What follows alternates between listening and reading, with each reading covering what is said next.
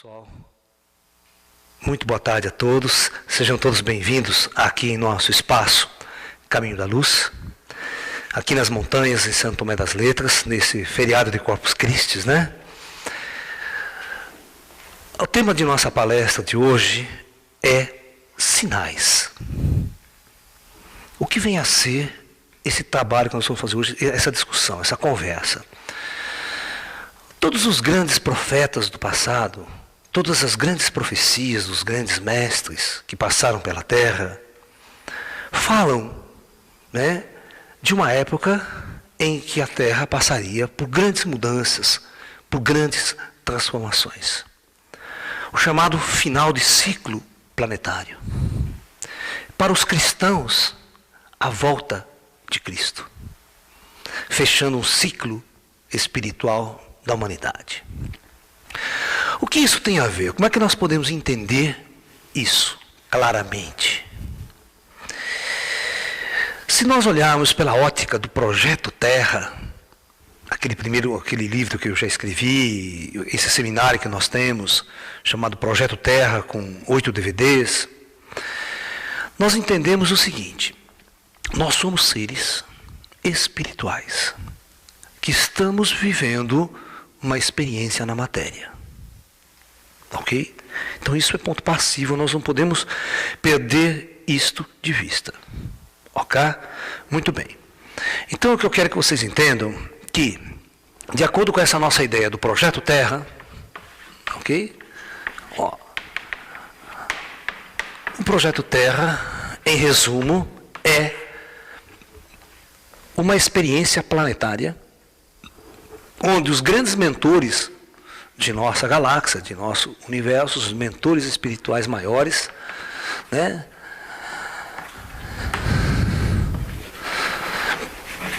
escolhem o planeta Terra, né, eles escolhem o planeta Terra para a experiência da alma humana.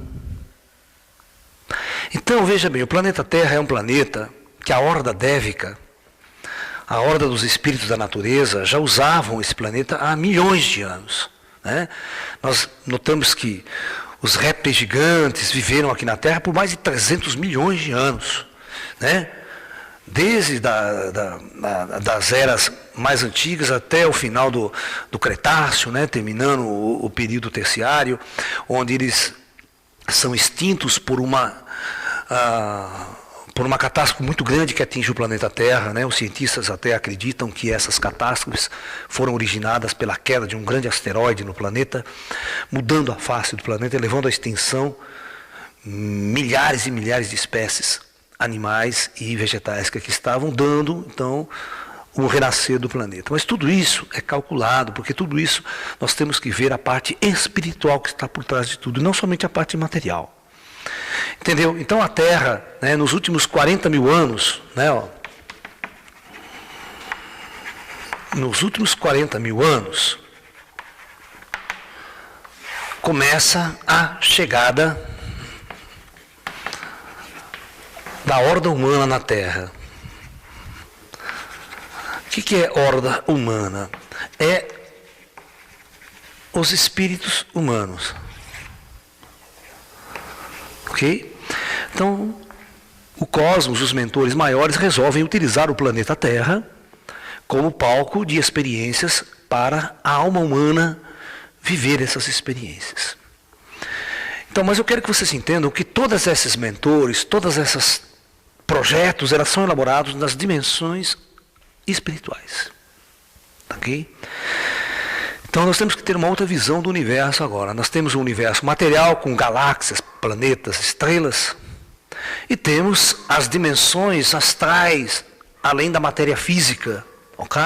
Onde estão as cidades astrais, onde todas as comunidades astrais, dos espíritos que após a morte, né, antes de reencarnarem, ficam nessas comunidades, nessas cidades, numa sociedade totalmente organizada pelos mentores da luz. Então, quando esses grandes mentores cósmicos resolvem utilizar a Terra como um projeto planetário para experiências das almas humanas, estes projetos são muito calculados antes de serem executados. Isso não significa que esses projetos parecidos já não foram realizados em outros mundos, em outras esferas, em outros planetas pela galáxia e por outras galáxias do universo. Então não é uma coisa nova, não é uma coisa novidade. Então eles sabem muito bem o que estão fazendo, sabem muito bem o que estão operando durante esses projetos. Então grandes engenheiros siderais, grandes inteligências extraterrestres, a gente chama assim, eles preparam mundos, preparam planetas, preparam esses corpos biológicos para que a alma utilize esses corpos para viver uma experiência na densidade da matéria. Então tudo é muito bem projetado e calculado. Ok? Então, nesse nosso planeta, o projeto Terra teve essas fases aqui, o que eu quero que vocês observem comigo. Lá atrás, nos últimos 40 mil anos, começaram a chegar as primeiras almas humanas para reencarnarem na superfície do planeta Terra. Ok? Eu vou colocar a linha do tempo para a gente pensar. Esse é o nosso dia de hoje, a época atual. Vamos chegar aqui para trás, colocar o ano zero na era cristã. Ok? 2000 anos para trás. Aí a gente vai vir para cá, né? Vamos chegar a um ponto que nós vamos chamar de 10 mil anos atrás. Vamos colocar, né, 15 mil, ok? Vamos colocar 20 mil. Ok? Então eu vou mostrar que houve fases diferentes aqui. Então, nós vamos colocar das primeiras experiências, né, até mais ou menos por aqui, assim, ó, neste ponto aqui, eu vou fazer uma divisão. Aqui nós temos a primeira raça mãe chegando à Terra, tá? Fazendo as primeiras experiências. Neste ponto aqui crucial, vai chegar uma nova horda de espíritos mais avançados para se misturar com os seres humanos. Então, esta parte antiga nós chamamos de Lemúria, a época da Lemúria. O continente lemuriano na sua parte mais primitiva. Daqui até mais ou menos esta fase aqui, ó. Este ponto aqui nós vamos chamar de 12 mil anos. 12 anos. Mais ou menos por aí. Este é o famoso período Atlante. Ok? Aqui nós vamos fazer um outro traço, né? Colocar mais ou menos 8 aqui. 8 mil anos. Este é um período pós-Atlântida, pós-afundamento da Atlântida. E após esse período aqui o planeta vai passar ele passa por transformações e aqui começa o que nós chamamos de nossa civilização conhecida atual. Nossa atual civilização. Eu quero que vocês entendam que o projeto Terra ele funciona da seguinte maneira. Tá? Aqui está a órbita terrestre, planeta, a superfície. E o plano espiritual, vamos imaginar assim. Com todas as suas dimensões aqui, umbral, penumbral, todas as variantes dimensões. Acima, nós temos o grande comando espiritual da Terra. O comando espiritual do projeto Terra, vamos colocar assim. Então, esses comandos siderais, o que eles fazem? Eles trazem, eles importam almas, hordas de espíritos, grupos de espíritos de várias regiões da galáxia, de vários projetos diferentes, de várias partes do universo. Eles trazem essas hordas de espíritos, acomodam nas cidades astrais, nas comunidades astrais, e essas hordas de espíritos, eles têm muitas diferenças em termos de graus evolutivos, em termos de experiências na matéria, eles têm uma série de características diferenciadas. O planeta Terra vai ser palco da descida dessas almas para as experiências. Tá? Então, dentro desse projeto, aqui, por exemplo, daqui até aqui, um grupo de almas muito mais primitivas usaram o planeta para experiências. Quando chega mais ou menos nessa fase, vem uma horda de espíritos muito mais avançado em termos de consciência, mais lúcido, mais espiritual, mais elevado, que ele vai se misturar com essa horda mais primitiva que aqui está. Esse momento é conhecido nos textos antigos como os anjos decaídos. Os anjos que vieram, né, Lúcifer e sua turma, vamos dizer assim, os anjos que vêm de um planeta, na verdade ele vem de um planeta muito mais avançado tecnologicamente, mas eles são obrigados a vir num planeta muito primitivo, muito denso. Então é como se eles fossem expulsos do paraíso. Em outra tradição, isso é conhecido como a expulsão do paraíso. Esses espíritos saem de um mundo muito tecnologicamente avançado, vêm para uma experiência que até no astral eles tinham um equilíbrio, e são obrigados a encarnar num planeta atrasado, primitivo, na Idade da Pedra. Então eles vão para uma experiência muito densa. Então as tradições esotéricas nossas encaram isso como a expulsão do paraíso e a queda dos anjos. E de uma horda disso, uma quantidade grande de espíritos, entendeu? Então essas hordas, quando são trazidas, eles têm comandos de hordas. Eles têm mentores, eles têm mestres que acompanham a evolução desse grupo de espíritos. Não é tudo bagunçado, não. Tem toda uma coordenação, tem todo um projeto, tudo é feito dentro do acordo, as pessoas decidem aceitar essa experiência, não é forçado na marra. As coisas são muito bem conscientes. É que quando você aceita uma experiência na densidade pelo projeto que nós chamamos de lei do karma, que neste período aqui é um período kármico, nós chamamos, todo esse período aqui nós chamamos que é pela lei do karma. Ou seja, é as trevas do esquecimento, densidade da matéria. Neste período aqui, esse período mais curto é conhecido como período da luz, a era da luz. Aqui ocorreu uma era da luz, após a Atlântida, após o afundamento. Mas as pessoas não entendem que superfícies planetárias são palco de eventos. Né? O planeta Terra nunca vai chegar num nível de tal evolução que vocês vão imaginar. Porque a verdadeira evolução está aqui nas dimensões astrais. Ela já existe, tecnologias avançadas. Tá? Por isso que você tem que morrer. O projeto foi feito, muito bem feito, ele foi feito para você morrer. Ou seja, nós temos, porque nós não somos daqui, nós não somos espíritos planetários. Nós somos almas em passagem pelo planeta, presta atenção, nós estamos todos de passagem. Não adianta vocês quererem contrariar essa ideia, não adianta que vocês querem fazer uma fortuna, riqueza pra caramba, construir impérios. Bora! Você veio de fora para viver uma experiência e vai retornar. Você não é um ser material, você é um ser espiritual em trânsito pela densidade da matéria, usando um corpo dentro de um projeto muito avançado. Bem. E neste outro período, volta depois do período da luz, volta novamente à lei do karma, que é o período das trevas, que é esse nosso período que nós estamos vivendo. Se você tivesse a capacidade de espiritualmente, ter as capacidades psíquicas de dialogar com os mestres espirituais, com os espíritos, sair fora do corpo e visitar as cidades astrais, o nosso lar, visitar Shambhala, todos os grandes centros da sabedoria astral, e conversar com os grandes mentores do projeto, você ia entender toda essa experiência humana, você ia entender todas as suas encarnações passadas, você ia descobrir a sua primeira encarnação na Terra, a hora que você veio, e de que lugar que você veio anteriormente, antes de vir para a Terra. Tudo isso você vai descobrir um dia.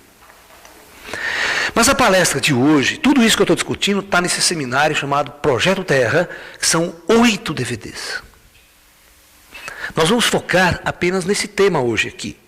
Sinais. O que eu quero que vocês entendam é que esses comandos siderais, eles preparam projetos durante um período de tempo.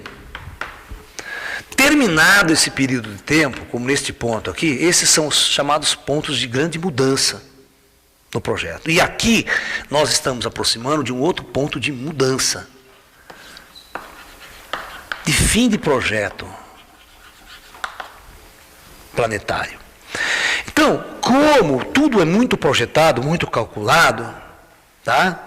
E os grandes engenheiros siderais, eles conhecem muito a geologia da estrutura do planeta, eles sabem que existem ciclos geológicos no planeta muito intensos, ciclos solares muito intensos, que causam profundas transformações geológicas e planetárias.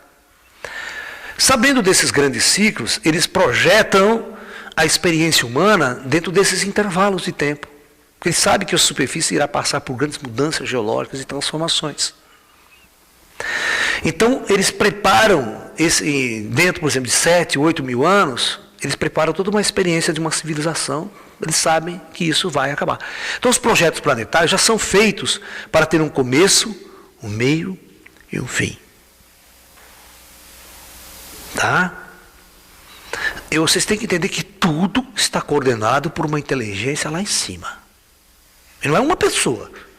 É uma consciência muito grande de seres que se reúnem que projetou isso, está acompanhando toda a evolução da experiência humana na superfície da Terra. Cada um de nós está aqui sentado ou nesse planeta, na superfície, está conectado com a sua origem astral, com seus comandos de Oda, com seus conselhos kármicos e com muita gente responsável pela sua estada aqui e acompanham diuturnamente as suas vidas aqui na Terra. Se você achava que estava só, eu conheço aquela história, né, desses indivíduos apaixonados, né, que não é correspondido. Então fica naquela situação, ninguém liga para mim, ninguém gosta de mim, coitado de mim, sou um solitário, perdido, confuso nesse mundo, né? Mas isso só na tua cabeça. Porque você não sabe quantas e quantas pessoas estão acompanhando você 24 horas por dia, o trajeto de tua alma, de tua experiência. Eu sou um tipo de pessoa que eu jamais, na minha vida, posso dizer que eu estou só e que eu sinto solidão. Porque isso não acontece nunca. O dia que eu venho aqui para o sítio sozinho, que não tem ninguém, tem um monte de espírito, um monte de gente o tempo todo. Então você nunca está só.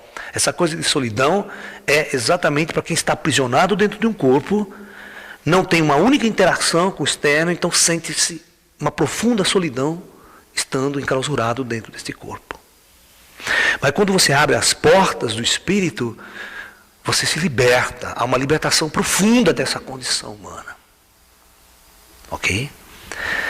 Da mesma forma que o ciclo planetário do karma, da Era das Trevas, terminou aqui na Atlântida e houve uma grande transformação planetária, e a Atlântida chegou num auge científico e tecnológico muito grande, construindo armas nucleares, também fazendo guerras sofisticadas, viajando pelo sistema solar. Eles tinham capacidade de viajar pelo sistema solar com naves tripuladas, muito mais avançado do que nós estamos hoje. E esse ciclo acabou, houve uma grande transformação planetária e começou a Era da Luz, que durou mais ou menos uns 2.500 anos. E depois ele não foi mais necessário na Terra, e a Terra, os espíritos vão todos de volta para o plano espiritual, para as estrelas, né? E o planeta Terra volta a ser palco novamente do comando kármico, que vai trazer novas odas de almas, vai chegar novas odas para esse ciclo aqui.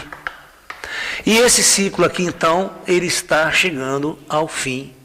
E é sobre este ponto culminante que nós vamos conversar hoje, exatamente sobre os sinais que apontam para essa mudança planetária. Ok? Muito bem. Então, já esclarecido que tudo está sob o controle das rodas do alto. Então, vocês vão ter que entender que esses comandos planetários vão encarnar almas especiais aqui que vão fazer a diferença ao longo da história. Nós vamos ver quais são os sinais de uma grande mudança planetária. Não se esqueça que esse período aqui, nós temos daqui até aqui, nós temos praticamente 10 mil anos de história, né? Nós temos, nesses períodos antigos, você vai ver que não tem quase nada, Idade da Pedra e tal. A nossa civilização conhecida, começa a fazer as primeiras escritas, que a gente chama, né? Vai ser exatamente aqui, assim, há uns 3 mil anos antes de Cristo. 5 mil anos que vai dar Mesopotâmia, vai dar, certo, os persas, os babilônicos, os sumérios, que a gente considera uma das primeiras civilizações, né, que a gente chama de civilização organizada. Que o resto nós tínhamos tribos pré-históricas andando pelo planeta nesse período anterior a isso. Ok? Então as almas começam a reencarnar no planeta mais nessa fase, onde as civilizações começam a crescer, tem mais condições de receber o encarne dessas novas almas. Em conflito. Certo? Muito bem. Essa experiência planetária é sempre uma experiência de conflito, tá? É colocar a alma num estado de conflito, para que ela possa desenvolver uma série de capacidades que, estando no mundo espiritual, não é possível. No plano espiritual, ninguém tem medo da morte. No plano espiritual, ninguém passa fome. No plano espiritual, você, né? Aqui não, quando você encarna, você precisa sustentar esse corpo, você precisa lutar por território, morada, aquela coisa toda, e tudo uma estrutura que é envolvida, que a alma vai viver uma experiência que no mundo espiritual não é possível vivenciar. Ok? Tudo bem. Então, é sobre essa chegada de um final de ciclo que nós vamos conversar agora. Por isso que Jesus, esses grandes mestres na história, esses grandes avatares, o que são esses avatares da história? São homens que tiveram a perfeita consciência do que são dentro desse projeto, qual o seu papel dentro desse projeto. Então, muitos deles são preparados pelos comandos superiores para encarnar, e em certa idade eles têm uma abertura, certo? E eles começam a dialogar com os mestres espirituais. Um Chico Xavier, por exemplo, que conversa, que tem consciência do plano espiritual, né? Em corpo astral, à noite, é levado de novo para as cidades, lembra de suas vidas anteriores e sabe a sua missão. Por isso que Jesus, quando ia falar com Herodes, ia falar com os grandes líderes daquela época, ele sempre dizia assim: olha, cara, meu reino não é desse mundo. Eu não vou me curvar a César, não vou me curvar a esses sacerdotes que estão aí. Eu sirvo ao Pai. A ideia de Pai para ele era os grandes organizadores desse projeto Terra, do comando. Isso era o Pai para Jesus. Esse conceito de Deus, nós vamos discutir, sabe? O que Jesus colocava em termos de Deus, o que os judeus colocavam em termos de Deus, era um modelo muito primitivo para a cabeça dos humanos naquela época. Então, Pai, Deus que está no céu, tá? Mas o conceito de Deus que está no céu para Jesus, Jesus tinha consciência que tinha bilhões de estrelas, bilhões de planetas na galáxia, aquela coisa toda. Mas a maioria das pessoas daquela época não tinha essa noção, né? Então achava que só existia a Terra e acabou o universo. As estrelas que estavam aí apenas para enfeitar o céu, essa coisa toda, né? Entendeu? Mas um avatar sabia, tinha essa consciência mais cósmica. Então, claro que ele dizia, quando Jesus falava de um Deus e o do Pai que está no céu, ele não falava do grande ser cósmico, comandante do universo. Ele falava deste comando planetário, que coordenava toda a experiência humana na Terra. Tá ok? Então é isso. Então esses homens, esses Jesus, esses caras sabiam deste projeto. E o papel de Jesus era exatamente alertar as pessoas que todos estavam de passagem. Por isso que Jesus, quando ele estava lá na cruz, tinha um cara do lado e falou: não esquenta a cabeça que daqui a pouco você vai estar comigo no reino dos céus. O que é o reino dos céus para Jesus? Cidades astrais. Um local onde não vai ter guerra, não vai ter conflito, a não ser que você for para o umbral, né? Se você for arrastado para o umbral, você vai sofrer um pouquinho. Mas na hora que você sai do umbral, mas se Jesus falou para você: não esquenta a cabeça que você vai comigo lá para o céu. Por que Jesus falava isso? Porque na Terra, a situação social que essas pessoas viviam era um puro do inferno. Aquela guerra, aquela opressão do Império Romano, ter que trabalhar aqui num cão todo dia, como escravo. Isso era o inferno. Então, libertando do corpo, tendo a morte, Jesus falou: esquenta a cabeça que hoje mesmo você vai estar num paraíso comigo, cara. Você não tem noção do sentimento de liberdade que você vai ter. A hora que eu levar você passear nas cidades astrais, que é um lugar legal pra caramba, onde não existem essas guerras, o mal, a opressão, você vai estar numa outra condição. E Jesus sabia disso. Falava: esquenta não, daqui a pouco nós vamos dar uma volta lá para cima. Porque ele tinha consciência que morte não existe. A morte é um término de uma experiência numa superfície densa e difícil. Então, para quem está lá em cima, a morte é uma libertação e não um castigo. Hoje, por exemplo, vocês têm um assassino, câmara de gás, pena de morte pro cara. Puta, isso é uma libertação pro cara, isso não é castigo para ninguém. Castigo é você deixar o cara numa prisão perpétua, ralando naquela puta vida inteira presa aí, é terrível pro cara. Mas matar um indivíduo, Se liberta o cara. Claro que não é uma libertação tão assim, porque esse cara vai ralar no umbral, nas dimensões astrais mais densas. Ele vai ter a sua situação. Isso é outra situação, tá? Mas não é a morte, não é um grande castigo. Então a gente tem que começar a olhar tudo com outros olhos agora, né? Tudo com uma outra visão. Então, Jesus era um grande mestre que sabia que tudo era um projeto. Esse projeto tinha um começo, um meio e um fim. E Jesus sabia qual era o seu papel quando encarnou aqui. O que ele tinha que fazer. Buda, a mesma coisa. Sabe, grandes mestres que tinham a capacidade de ter essa conexão que é chamada iluminação. Iluminação é a tomada de consciência. Isso é iluminação para um mestre oriental. É tomar a consciência do que realmente você é dentro do projeto Terra. Aí você entende o que você veio fazer aqui. Qual o seu papel? Como alma, como espírito em trânsito. Ok? Então esses avatares de grande consciência e muitos outros profetas evidentes pela história, eles tinham certos contatos e poderiam então entender esses momentos marcantes, especiais que o planeta ia viver. Então Jesus falava para os discípulos, não se preocupe, né, que eu no final dos tempos, eu estarei com vocês todo esse tempo. Eu não vou embora, não vou abandonar vocês. E ele estava falando mentira? Não. Porque ele era um espírito, né? Era um espírito que estava aqui ao nosso lado, né? Estava junto de nós.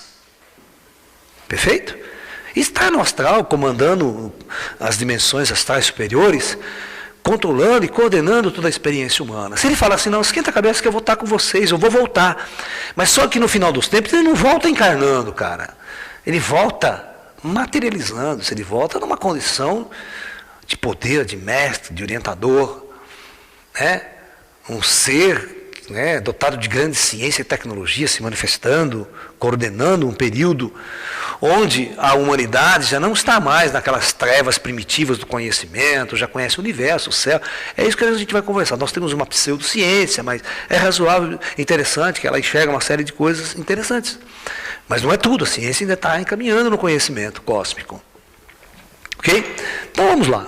Vamos centralizar então agora a ideia nos sinais.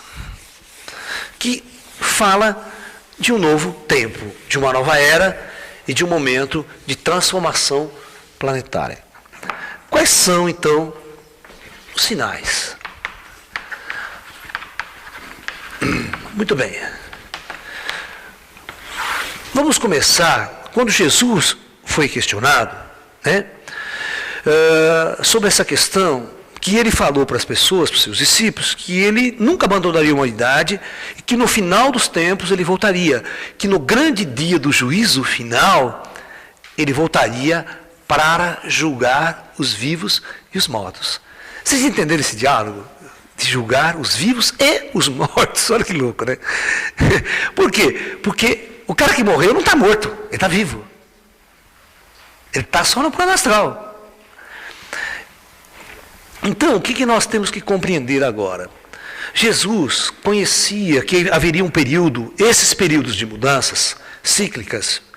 O que acontece? Esse período de mudanças cíclicas acontece com a morte de muita gente. É uma catástrofe planetária muito grande, transformações, guerras, muitos conflitos, terremotos, problemas geológicos de grande envergadura, e bilhões morrem e vão para o astral. Mas não se esqueça que essa alma, durante muito tempo, está reencarnando. Mas nesse final de ciclo, tem que parar, pegar todas essas almas, as odas vão ser transmigradas, elas vão ser reajustadas, ok? Para um novo ciclo, para um novo período. Elas não vão ficar eternamente encarnadas na Terra, reencarnando, até quando? Né? Então, esses reestruturação é conhecido nos tempos antigos como o dia do juízo final. O dia das grandes decisões de transformações de elos planetários.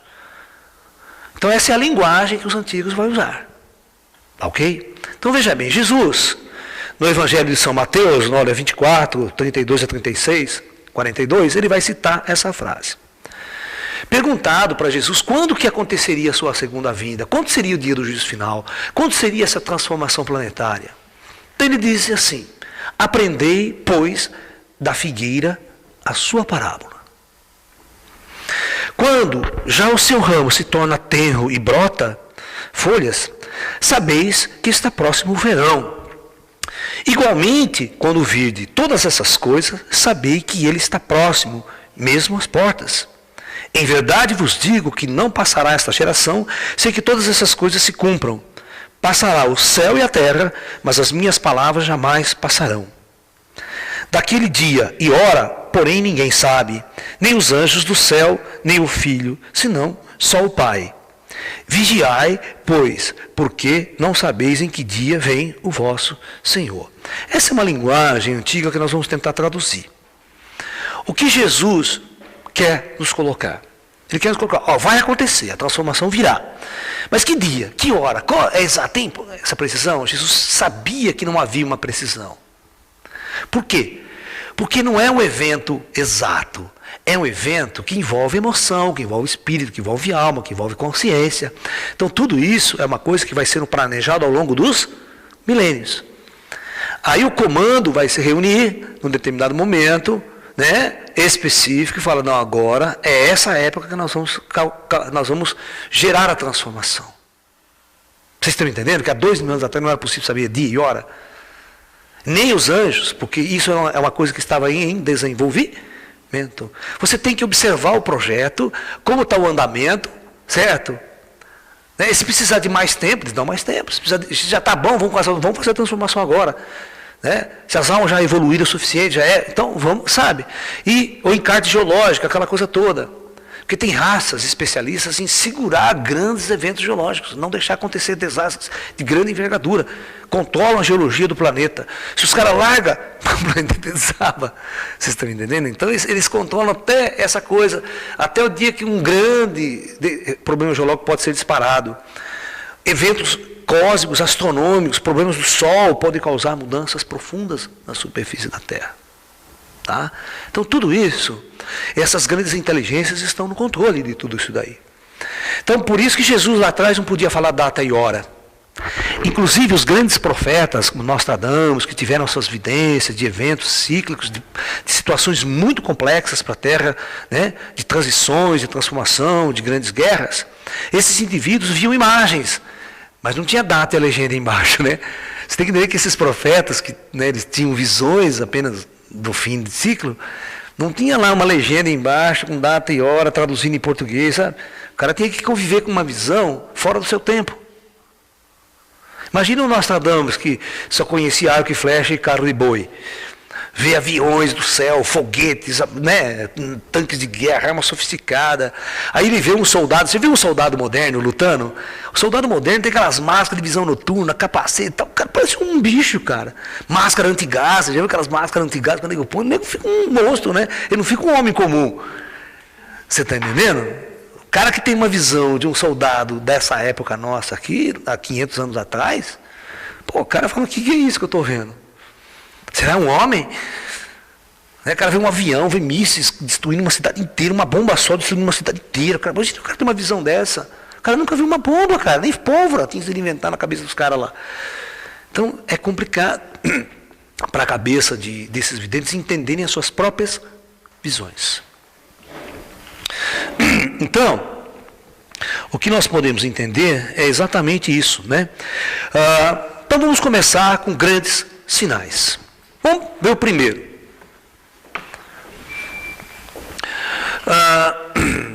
Cada povo, você tem que entender que cada povo no planeta Terra, geralmente são hordas diferenciadas, elas tiveram os seus avatares, tiveram suas religiões, tiveram a sua espiritualidade de acordo com a sua formação. Os chineses tiveram, os tibetanos tiveram a sua espiritualidade, né? Os seus guias, né? Os judeus, os povos árabes, né? E assim por diante, ok? E são culturas aparentemente iguais, têm uma certa sintonia, mas no grosso as pessoas não conseguem identificar essa similitude por causa da sua cultura e da sua forma de ver a sua religiosidade. Mas quem tem um olho lá olhando lá de cima sabe que a mensagem é a mesma. Tanto enviada para a Índia, tanto enviada para os judeus, é a mesma. Só que com a linguagem cultural de seus povos. adaptada culturalmente para o chinês, adaptada para o indiano, né? Adaptada para o judeu, que tem toda uma visão da sua religiosidade estrutural. Os avatares são enviados para povos diferentes. Porque não adianta você enviar um avatar para a Índia que ele não vai influenciar os judeus, de jeito nenhum. São culturas diferentes, povos diferentes, que eles não vão ser influenciados por um judeu, sabe? Você está entendendo? E assim por diante, né? Você vê, Jesus, para influenciar no Oriente, vai ser muito difícil. E foi, não, até hoje não tem. O catolicismo ou o cristianismo não influencia a Índia, né? A China. Certo?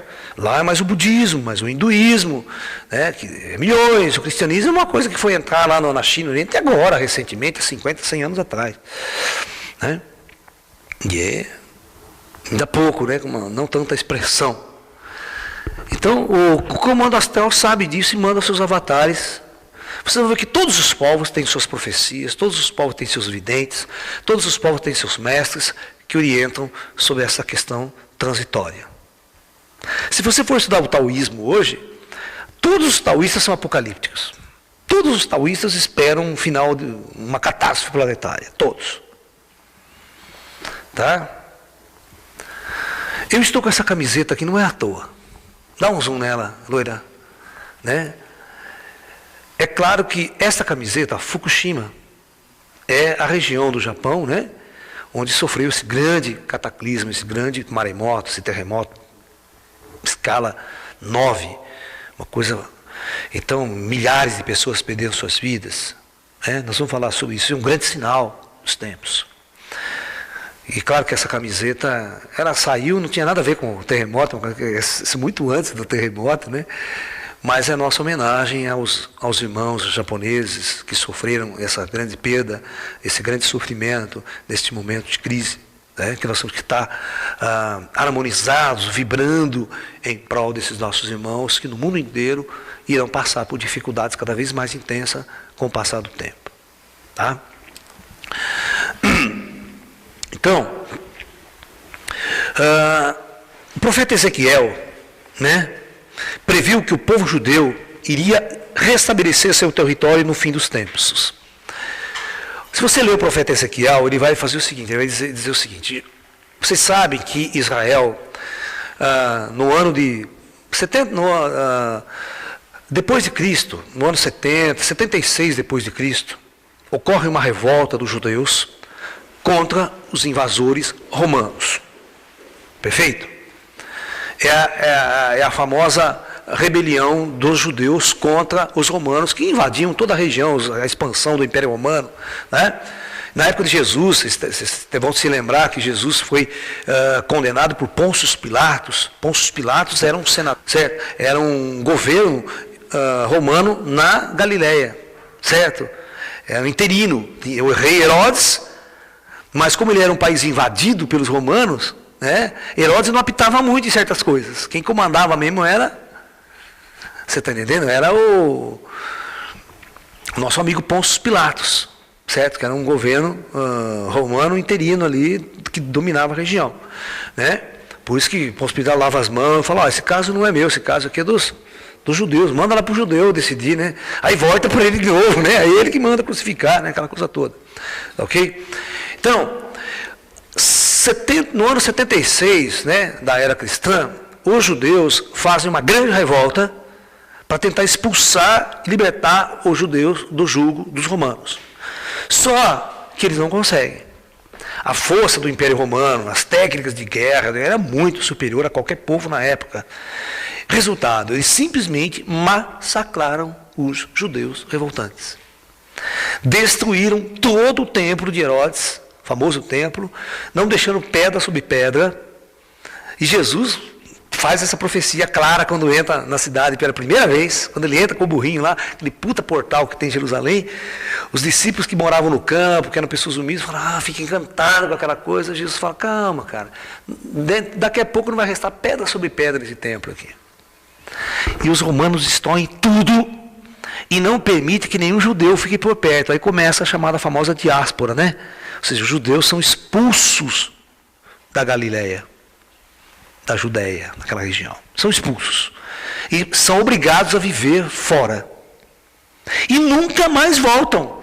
Aquela região, então depois vem os árabes, começam a tomar conta, depois que o Império Romano cai, os árabes tomam conta, e vem uma série de situações que vocês vão discutir com o tempo, né? Tal. Aí você chega na Idade Média, né? Os cristãos europeus querem libertar Jerusalém do Império Otomano, certo? Que é o Império Árabe, aquela coisa toda, aquelas guerras santas, e nunca consegue, só se dão mal, né? Ok? Então, Ezequiel fez uma profecia, então, ó, no final dos tempos, quando o final do grande dia do juízo final estiver próximo, os judeus vai voltar novamente na Palestina. Ok? E é exatamente o que acontece em 1948, com a fundação do Estado de Israel. Né?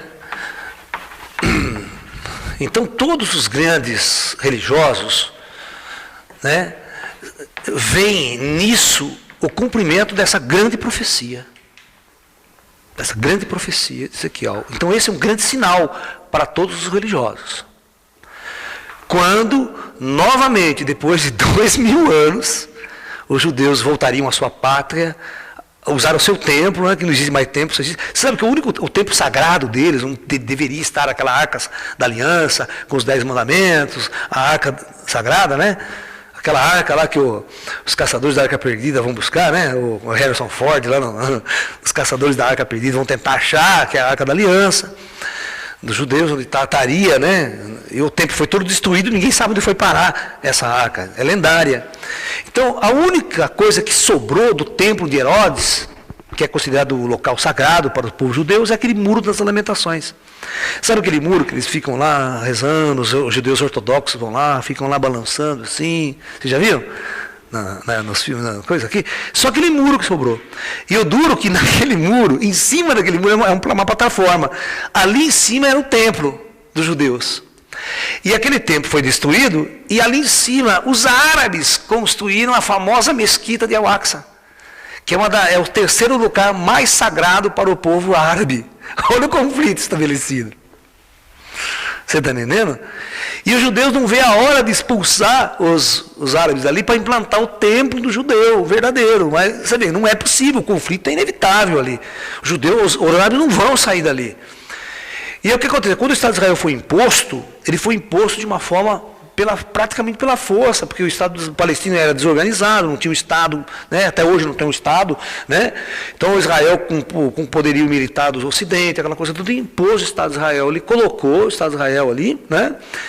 E está no que está, vocês estão vendo ali. Mas um dos grandes sinais, então, é a volta dos judeus para a Palestina. Porque todos os judeus não tinham pátria. Eles não tinham pátria, estavam no mundo dispersos, sem pátria, qualquer país que eles estivessem, eles tinham sua cultura, sua religião, mas não tinham pátria.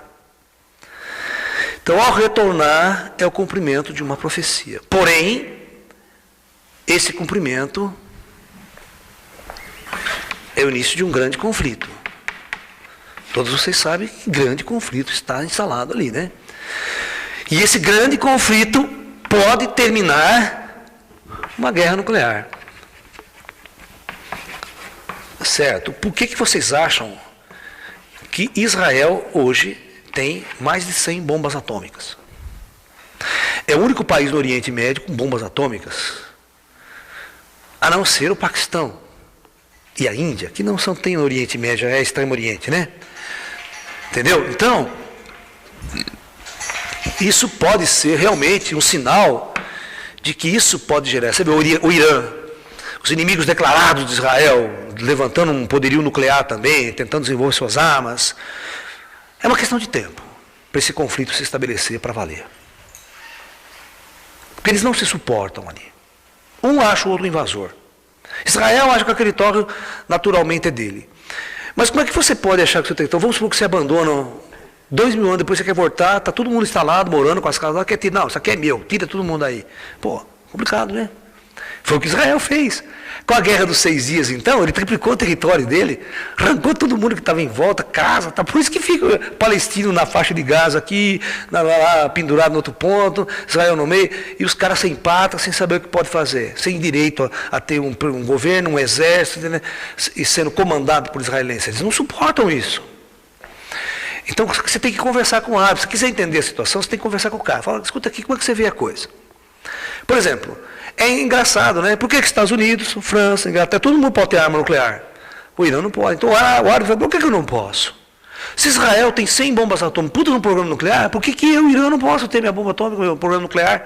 O que eu sou diferente de vocês? Então, na cabeça do árabe, se você pegar a TV Al Jazeera e for assistir uma entrevista, você tem que entender a ponto de vista do cara. O cara está lá, não, eu tenho direito, sou um país independente, por que eu não posso? Por que você pode e eu não posso? Eu vou ter que me curvar a você o tempo todo, então? Curvar os Estados Unidos, o poderio militar, as forças e tudo mais? Porque todo mundo sabe, né? Qualquer americano sabe. Se você tiver uma bomba atômica, ninguém invade seu território. Invadir, por exemplo, aquelas guerras, como você viu, né? Estados Unidos agora bombardeando a Líbia. Se o Líbano tem uma bomba atômica, ele não ia fazer essa bobagem. Queria saber que o preço que eles iam pagar por isso seria meio caro. Né? Então, esses é um dos grandes sinais proféticos ditado pelos religiosos. Eu vou montar um sinal muito interessante que acena para o final do ciclo, que muito pouca gente percebe esse problema. Né? E nós vamos tentar discutir isso aqui agora, que é muito interessante. Tá? Vamos pegar o período da humanidade que vem entre 5.000 anos antes de Cristo, 5.000 anos aqui, a gente tem que fazer assim, tem que colocar assim, 3.000, quer dizer, 3, 0 e hoje. Tá? Para a gente entender melhor. Olha, vamos tentar entender. Todo esse período aqui, não houve nenhuma mudança estrutural na civilização. Vocês concordam comigo que foram praticamente 5.000 anos, ou no pé 4.500 anos, olha, vamos pegar esse número aqui, onde a humanidade, ou seja, o plano astral, não permitiu que nenhuma tecnologia se desenvolvesse na superfície do planeta. Toda alma que encarnasse nesse período ia viver um estado extremamente denso, ou seja, teria que fazer viagem, teria que ir a cavalo. Você está entendendo? Ou seja, não havia tecnologia, remédio, não tem remédio. Pegou a infecção, vai morrer. Fez um corte na perna aqui, está morto. Ok? Então, a gente chama de período de trevas mesmo, em todos os sentidos, de conhecimento. Ninguém sabia o que estava fazendo aqui, perdido, gente não tinha acesso à escola, não tinha acesso a livro, não tinha acesso a estudo, vivia sob comando de generais, de imperadores, aquela coisa toda que fazia a sua cabeça, assim, ela está como soldado, que nem tonto.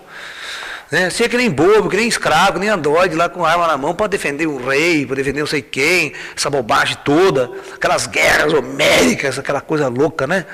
Guerras napoleônicas, então, se matando por ninguém sabe por quê. No entanto, nos últimos 500 anos, aí que está a chave, ó. A coisa começou a mudar. Algo aconteceu aqui, que o comando astral falou assim, agora vai mudar esse negócio. E para mudar esse negócio, o astral tem que encarnar pessoas certas. Então, no meio desse povo de trevas, ignorante, babulo, ele vai encarnar uma alma especial, uma alma muito inteligente, um espírito vindo de um lugar diferente, ou preparado já lá no astral, certo? Para essa experiência, um cientista, um indivíduo, por exemplo, Isaac Newton, encarna, Galileu Galilei, pá, encarna, Nicolau Copérnico, pá, vou encarnar esses caras. Esses caras, vocês vão ver que essa época era uma época em que as revoluções científicas e do conhecimento era feita por um único homem sozinho. Vocês têm que entender que Isaac Newton publicou seu primeiro livro com as 3 leis famosas, com todos os cálculos matemáticos sofisticados, com 25 anos de idade. Vocês têm noção disso? Ele não era um homem comum. Ele não era um homem comum. Vocês podem pegar, se matar de estudar, vocês não vão entender o que Newton fez direito, nem com 50 anos de idade. Vocês estão entendendo? E ele cria, você tem que entender que ele não foi estudar uma coisa que já estava feita. Como vocês vão lá na escola, estudar física, matemática, já está pronto, vocês não tem que fazer esforço, nem só aprender o que foi feito. Ele não, ele teve que inventar aquela porcaria toda sozinho. Então esses homens não são homens diferentes, são homens especiais, são almas encarnadas, projetadas pelo comando astral para fazer a revolução, porque o plano astral vai permitir uma mudança do planeta. Então, esses últimos 500 anos, nós vamos experimentar a revolução industrial, certo? O renascimento, ou o renascimento, vamos falar isso aqui, né? Os renascentistas, e o advento da ciência moderna. Né? A ciência moderna, ela tem uma origem. Você sabe quem que é o pai da ciência moderna, que a gente chama do pai, e ali começa a ciência moderna? É Galileu Galilei. Por que Galileu Galilei é considerado o pai da ciência moderna? Simplesmente pelo fato dele, pela primeira vez, associar uma linguagem matemática a uma interpretação física. Então ele é o primeiro a fazer isso. A pegar ideias que eram empíricas, né? E tentar associar um modelo matemático, um modelo cartesiano, tudo que era feito, que já tinha desenvolvido na matemática, pega um modelo matemático, a linguagem, e associa a ideia de movimento a todas aquelas equações de movimento de Galileu, tá? Que vocês estudaram na escola, no ginásio, essa coisa toda.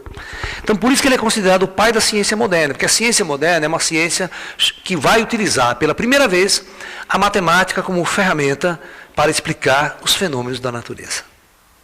Porque a matemática lá grega, lá atrás, ela não estava preocupada em explicar fenômeno da natureza nenhum. Era uma coisa abstrata, era uma coisa filosófica. Você está me entendendo? Tá? Agora não, Isaac Newton vai tentar usar a mecânica para tentar entender a gravidade, entender a órbita dos planetas, descrever eclipses, entender a mecânica celeste, certo? Toda a mecânica que existe dos momentos. Então tudo isso vai ser executado pelo conhecimento de um desenvolvimento de uma nova forma de ver o mundo. E isso faz com que todas as coisas que você conheça vai mudar a face do planeta. Ou seja, 4.500 anos, o planeta não mudou nada. Mas daqui para frente, em 500 anos, por uma intervenção do alto, vai haver uma mudança radical na superfície do planeta. Ok? E vamos mais longe. Vamos imaginar essa nossa escala de tempo aqui, os nossos últimos 100 anos. O que aconteceu nesses últimos 100 anos que podem apontar como grandes sinais dos tempos?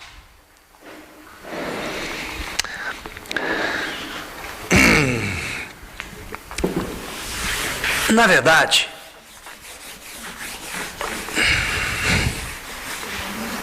então o advento da ciência é um grande sinal.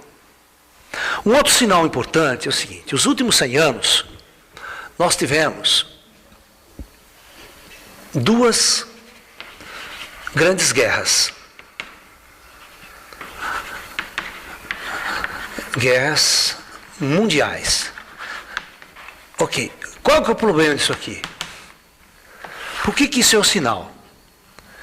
Primeiro, todas as outras guerras que existiram ao longo da história, desses 4.500 anos, nenhuma foi planetária.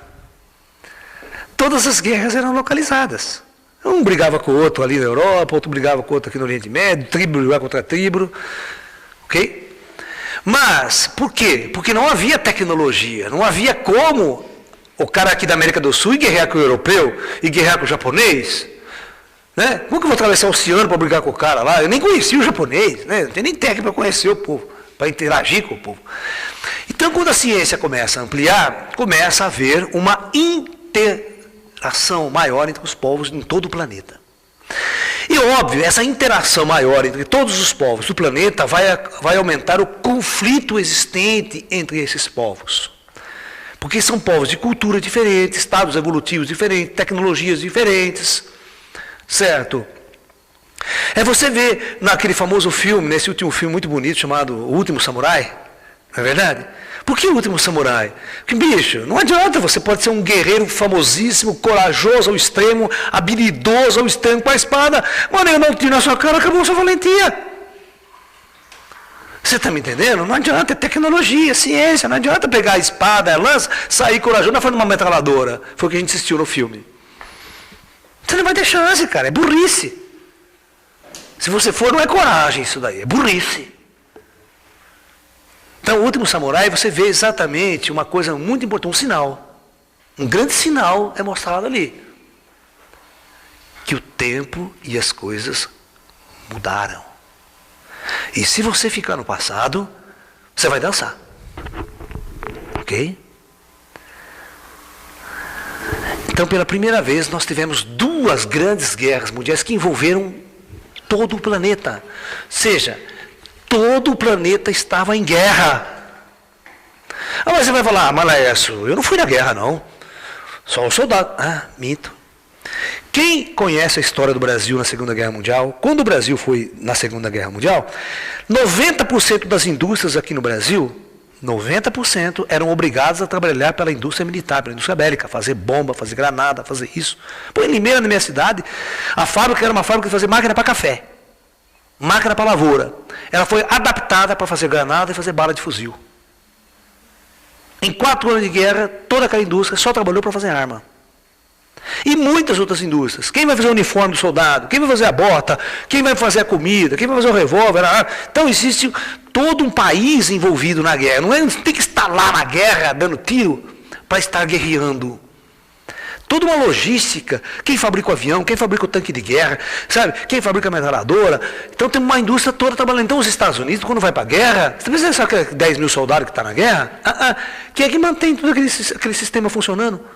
Milhões de dólares sendo investidos, economia. Então, o país vai à guerra. Agora, os Estados Unidos teve a sorte de o seu território nunca ser bombardeado durante a Segunda Guerra Mundial. Só o Pearl Harbor, aquela coisa que nem era território lá no fim do mundo, né, nos Estados Unidos.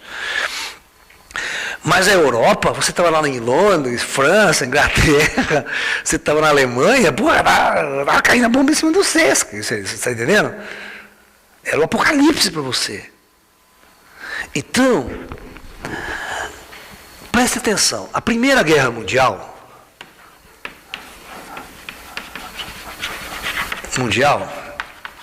ela tem uma coisa muito louca. Nós temos aqui a intervenção espiritual no meio dessa guerra. Uma famosa aparição de Fátima. A aparição de Fátima é um dos grandes sinais. Certo? E o terceiro segredo de Fátima nunca foi revelado. Essa bobagem que o Papa falou aí e tal, para enganar tocha. Ela nunca foi revelada. Principalmente porque a terceira mensagem de Fátima, ela tem 50% de mensagem contra a Igreja Católica. É um dos motivos que o Papa nunca abriu a boca. E os outros 50% é a destruição do planeta. Por uma terceira Guerra Mundial.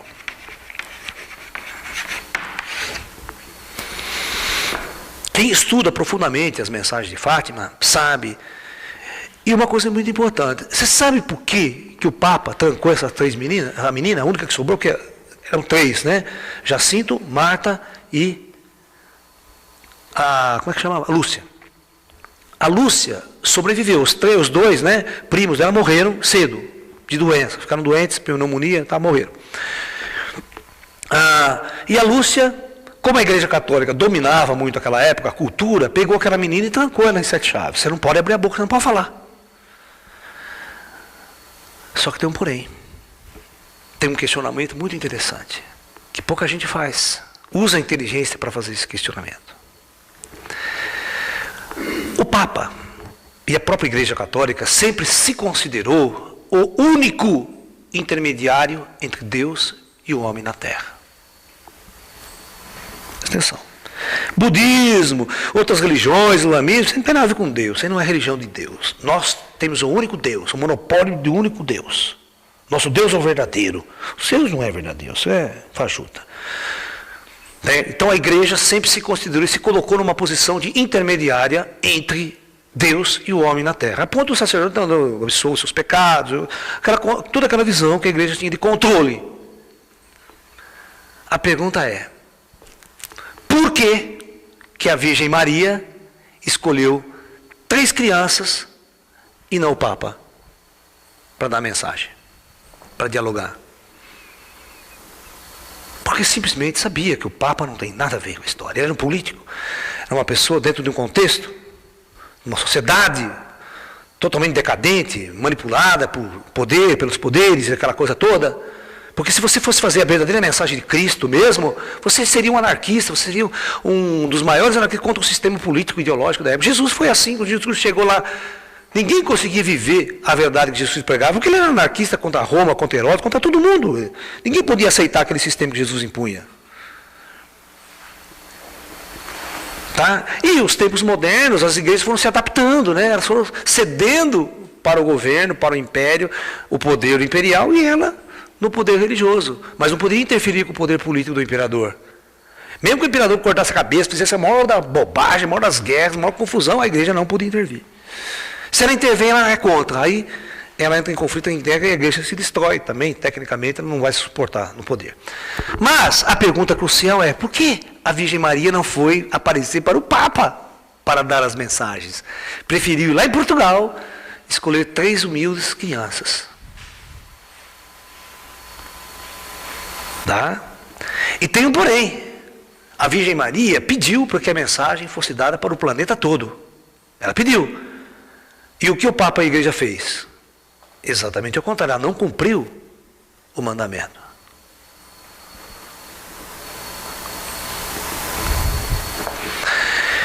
Então, as mensagens de Fátima, ela vai dizer o seguinte, a primeira das mensagens é sobre o fim da Primeira Guerra Mundial. A Primeira Guerra Mundial, se você olhar ela, nunca antes dela houve uma guerra como tal. Uma guerra de trincheira, uma guerra com armas sofisticadas e o uso pela primeira vez de arma química. O gás mostarda, o gás sarin foi utilizado na Segunda Guerra Mundial como uma arma de guerra. E pior, sabe quem inventou essa arma? Pela primeira vez? Um cara que tinha sido prêmio Nobel de Física e de Química na Alemanha. Era um cientista, amigo de Einstein, todo o pessoal era super amigo ali, né? O Einstein subindo, antes da Primeira Guerra Mundial, eles eram da Academia de Ciências, aquela toda, e esse cara ganhou um prêmio Nobel, porque esse cara inventou o adubo químico, o NPK, o famoso nitrogênio, fósforo, potássio. Ele inventou esse adubo como sendo a ferramenta mais importante, a descoberta mais importante da humanidade para acabar com a fome no mundo. Porque pela primeira vez as lavouras poderiam ser adubadas, as terras poderiam ser expandidas, ou seja, se podia multiplicar por 50 as terras plantadas de cultivo com a fome no mundo. Esse era o objetivo. Tá? E foi prêmio Nobel por causa disso. Aí, durante 1900, a Segunda Guerra Mundial, esse cara coloca todo o seu poder, toda a sua ciência a serviço de Hitler. A serviço de Hitler não, a serviço do Kaiser.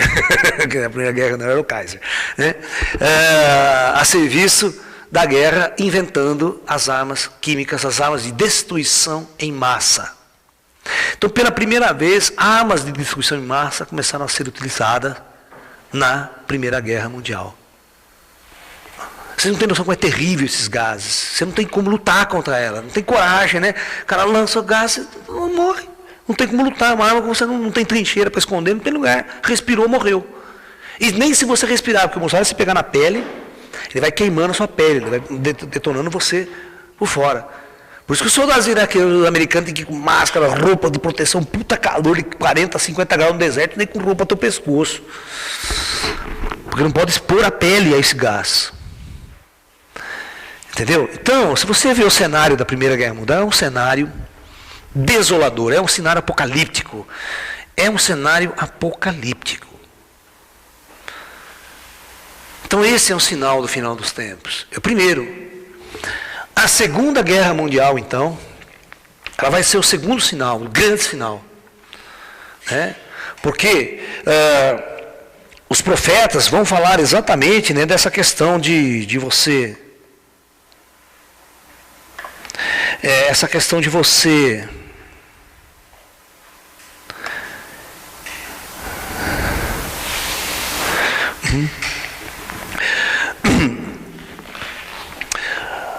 A Segunda Guerra Mundial, ela vai culminar com uma coisa muito louca. Ela vai terminar com a arma nuclear. A arma nuclear, ela é um símbolo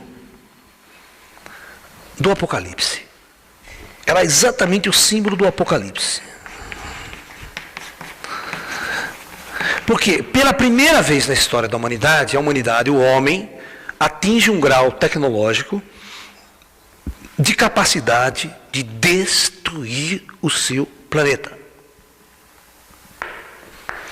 Qualquer guerra feita antes não ameaçava o planeta, tá? Você podia fazer quanta guerra você quisesse, que o planeta continuava do mesmo jeito, na boa. Só morria um monte de gente. Mas desta vez não. Pela primeira vez na história da humanidade, o homem chegou a um nível de ciência e tecnologia, esse é o maior dos sinais. Esse você tem que ficar atento. A humanidade chegou ao ponto de poder destruir o planeta. E ela culminou com a maior de todas as armas. E o chefe do projeto que desenvolveu essa bomba atômica nos Estados Unidos, o Projeto Manhattan, famoso projeto secreto na época, encabeçado por um judeu, né, nascido nos Estados Unidos, mas de origem austríaca, de origem alemã, vamos assim dizer, chamado Julius Robert Oppenheimer. Ou para os amigos, ele era conhecido como Op. É Op, ele tem o apelido de Op.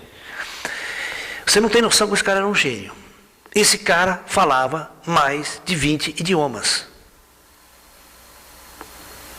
Você sabia que Oppenheimer falava sânscrito fluentemente? Lia o Bhagavad Gita em sânscrito. E quando ele estava no deserto e explodiu sua primeira bomba atômica teste no deserto, em Los Alamos, ele falou exatamente uma frase do Bhagavad Gita. Ele simplesmente falou essa frase em sânscrito. Eu também me tornei um destruidor de mundos. Porque o Krishna no Bhagavad Gita, ele fala lá atrás, né, que ele é o Senhor dos mundos. Ele é o Criador e o Destruidor de mundos. Uma das partes do Bhagavad Gita. Então, o Oppenheimer falou assim, eu também me tornei um Deus, como você, Krishna. Na ideia, ele não falou isso, ele falou só aquela frase que eu falei para você, eu também me tornei um destruidor de mundos. Porque ele teve a capacidade agora de também destruir mundos.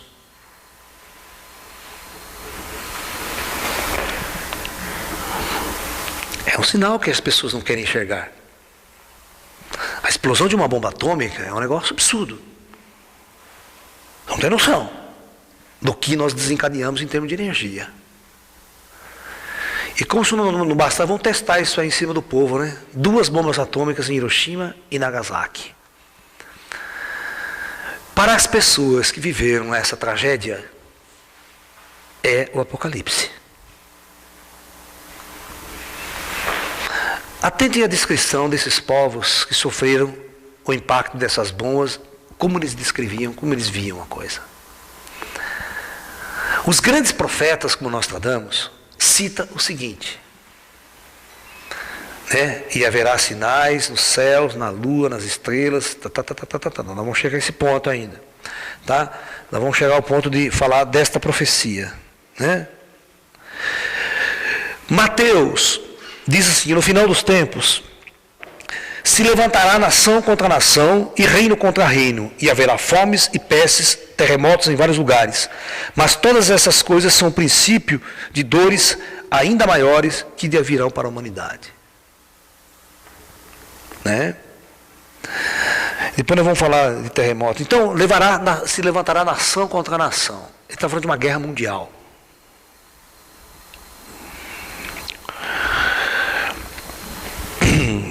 Após a Segunda Guerra Mundial, o desenvolvimento das armas nucleares se tornou uma coisa de segurança para os grandes potências. Os americanos eram o único detentor da arma atômica, dessa tecnologia atômica. Ok? Porém, embora de uma forma secreta essa bomba foi produzida, dentro tentando ser secreto, mas todos os planos foram vendidos para a União Soviética, e em 1949 os russos explodem sua primeira bomba atômica. Vocês sabiam que tem um famoso caso, né, nos Estados Unidos, né, daquele casal que roubaram todos os planos da bomba atômica e mandaram para a União Soviética.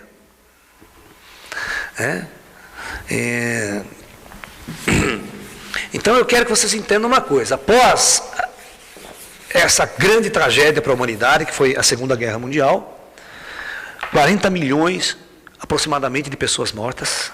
40 milhões de pessoas mortas. Né? As armas nucleares foram se desenvolvendo. Elas foram se desenvolvendo. A arma atômica de Hiroshima, uma atingiu 10 quilotons e outra atingiu 15 quilotons. A potência dessas bombas é medida em toneladas de TNT. 11 toneladas de TNT. Na verdade, eu tenho que até completar, fazer isso aqui.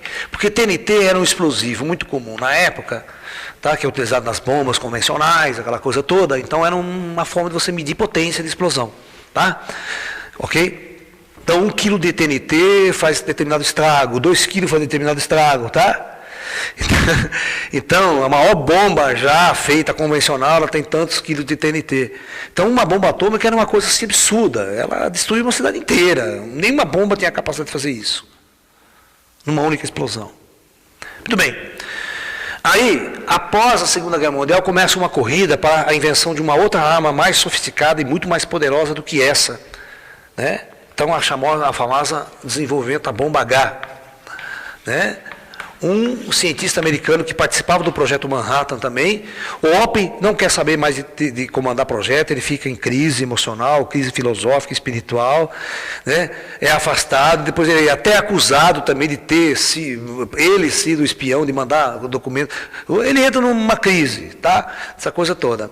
E aí vem um cientista chamado Edward Teller, né? Edward Teller, que vai ser um dos pais da bomba, né, atômica, da bomba H americana.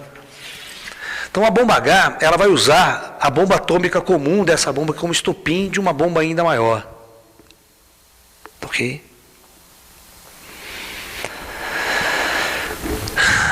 Presta bem atenção, vocês vão fazer a conta em casa. Os russos fizeram a maior bomba H até hoje. Os russos explodiram uma bomba de 150 megatons. Eu quero que vocês façam a comparação, quantas vezes ela é mais poderosa que uma arma de 15 quilotons. Vocês fazem a conta em casa. Nesta corrida armamentista, entre Estados Unidos e União Soviética apenas, sem contar a França, a Inglaterra, os outros países, a quantidade de armas estocadas por esses países dá uma capacidade da humanidade de destruir o planeta mais de 100 vezes. Mais de 100 vezes. Os arsenais comuns americanos, aquelas bombas intercontinentais que os mísseis levam, são bombas de hidrogênio, né? Essas bombas elas têm uma capacidade de 10 megatons.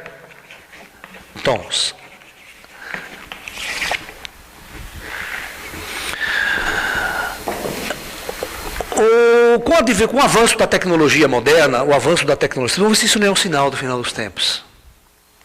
Com o advento da tecnologia moderna, computadores, avanços, a maior de todas as armas, por exemplo, um míssil intercontinental lançado dos Estados Unidos para atingir um alvo na União Soviética ou no Oriente Médio, ou o russo mandando, demora 30, 35 minutos, dependendo do ponto alvo. Então daria tempo de acionar um alerta nuclear, sair todo mundo correr embaixo, certo? Tal.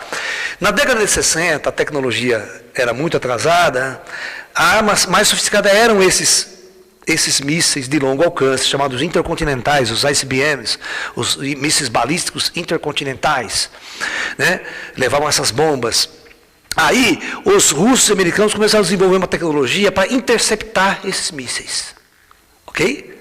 Vamos interceptar essa bomba no espaço, vamos cada um míssil, vamos interceptar ele, então, quem inventasse um interceptor de melhor qualidade poderia ganhar a guerra, certo? Porque a guerra seria relâmpago, né?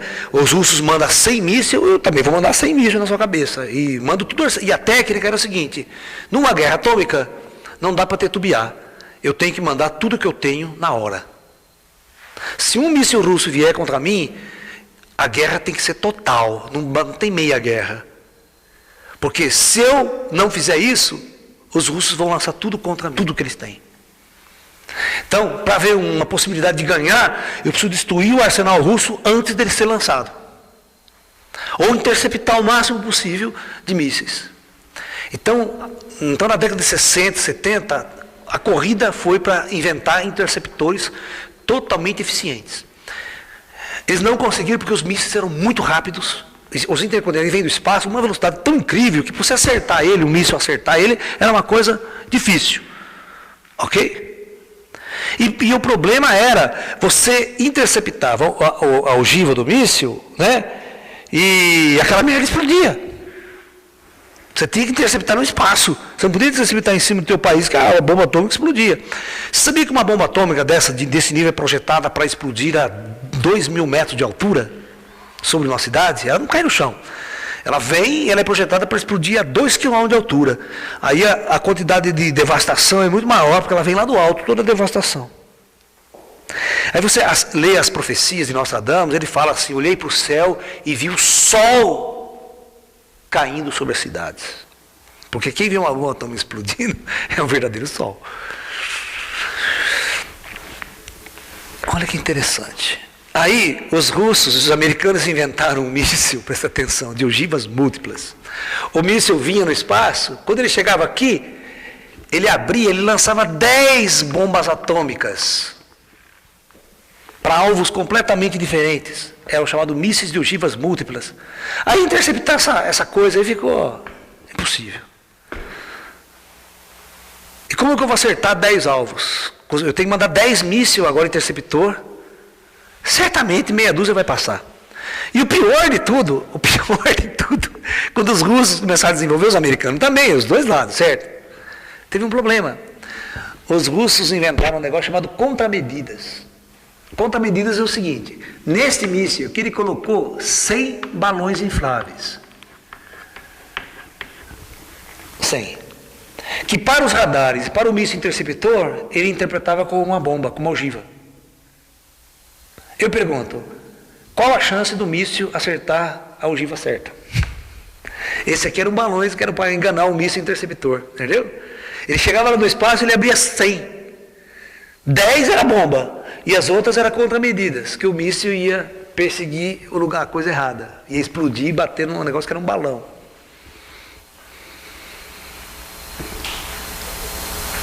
Simplesmente, os cientistas de ter percebido, bom, é impossível interceptar um míssil. Então só tem um problema, não vai fazer a guerra. Se fizer, dançou. Não tem vencedor, não tem como. Aí, esses mísseis, com o passar do tempo, na década de 60, era comum Rússia, Estados Unidos, Europa, fazer treinamento contra guerra nuclear, abrigo. Tocava sirene, todo mundo corria para o abrigo nuclear. Isso era comum. 2 horas da manhã, mas depois na década de 80, os americanos falaram, vamos parar com isso, que não vai adiantar porcaria nenhuma, é uma perda de tempo. Os americanos e os russos inventaram uma coisa chamada submarino nuclear.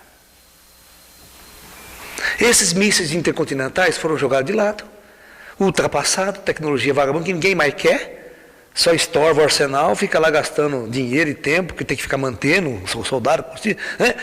Então todo mundo começa a desarmar, os russos já estão desarmando isso, os americanos já desarmaram faz tempo, tem meia dúzia lá só para o inglês ver, porque eles inventaram uma arma muito mais sofisticada e muito mais poderosa, que fez com que todo mundo para fazer treinamento militar para abrigo nuclear, para correr para abrigo, uma coisa chamada submarino nuclear. Submarino, vocês imaginam um submarino com 300 metros de comprimento, vocês já imaginaram isso? É um negócio que você tem que entrar num para você ver. Esse submarino, ele carrega, presta atenção, ele carrega 24 mísseis intercontinentais. De onde ele lançar, onde ele tiver, ele alcança qualquer alvo no planeta. Ele lança esses mísseis debaixo d'água, ele nem precisa vir à superfície para lançar, para evitar de alguém atacá-lo antes dele lançar, de ser detectado. Porque debaixo d'água ninguém detecta o submarino. Não tem radar, não tem satélite, ninguém sabe onde o submarino está. Esses mísseis, cada míssil carrega 10 bombas atômicas. Então nós temos aqui um vaso de guerra com 240 bombas. Esses submarinos podem patrulhar a costa da União Soviética, a costa do Japão. Quando lançados, seus mísseis demoram de 5 a 10 minutos para atingirem seus alvos. Em 5, 10 minutos eu pergunto, qual o tempo de reação que um povo vai ter? Nenhum. Você está conversando aqui, pum! Não é nem tempo de tocar sirene, nem tocar o alarme. Você viu o Kursk, esse famoso caso aí do submarino russo que quebrou, ele afundou aqui com mísseis nucleares desse tipo aqui, na costa de Nova York, deu uma maior pau, uma maior crise internacional, o submarino russo estava lá na costa dos Estados Unidos, em Nova York, com um míssil carregado assim. E vou contar uma história para vocês. Esse míssil aqui, esse submarino, que tem um monte deles, é a arma mais estratégica do arsenal de guerra hoje. Tanto russo, Inglaterra, Estados Unidos, lança aqueles mísseis Tomahawk, viu? Quanto na guerra do mundo, mas que não ogiva no carro. O Tomahawk você pode botar bomba atômica, que leva a bomba atômica no alvo. Presta atenção no que eu vou falar, vocês vão ensinar o sinal dos tempos. Um submarino americano, leva um poderio de destruição em termos de armas. Você vai fazer o seguinte para mim, você soma todas as bombas que foram lançadas durante 6 anos de Segunda Guerra Mundial. Todas. No Japão, nos Estados Unidos, Europa, tudo que foi lançado. Você soma isso em potência, dá uma potência em quilotons. E pode somar as 2 bombas atômicas, Hiroshima e Nagasaki. Somou? Esse único vaso de guerra aqui tem uma potência maior do que todas as bombas lançadas durante a Segunda Guerra Mundial. Gente, um único submarino é equivalente ao que o homem destruiu durante toda a Segunda Guerra Mundial. Eu pergunto, a maioria do povo não sabe disso. Isso não é um grande sinal de que nós estamos vivendo uma era como nunca vivemos antes na história da civilização? Fala para mim.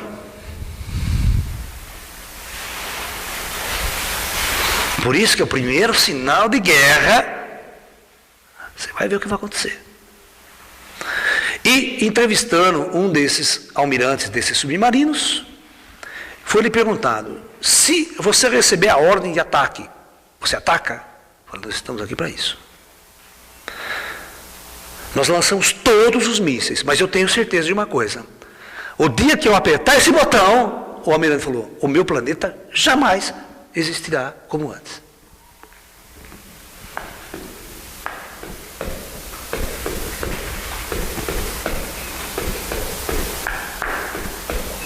E eu pergunto, isso está andando sobre as águas, viu? Quando vocês veem a Guerra do Golfo tem uns 4 submarinos armados desse jeito lá.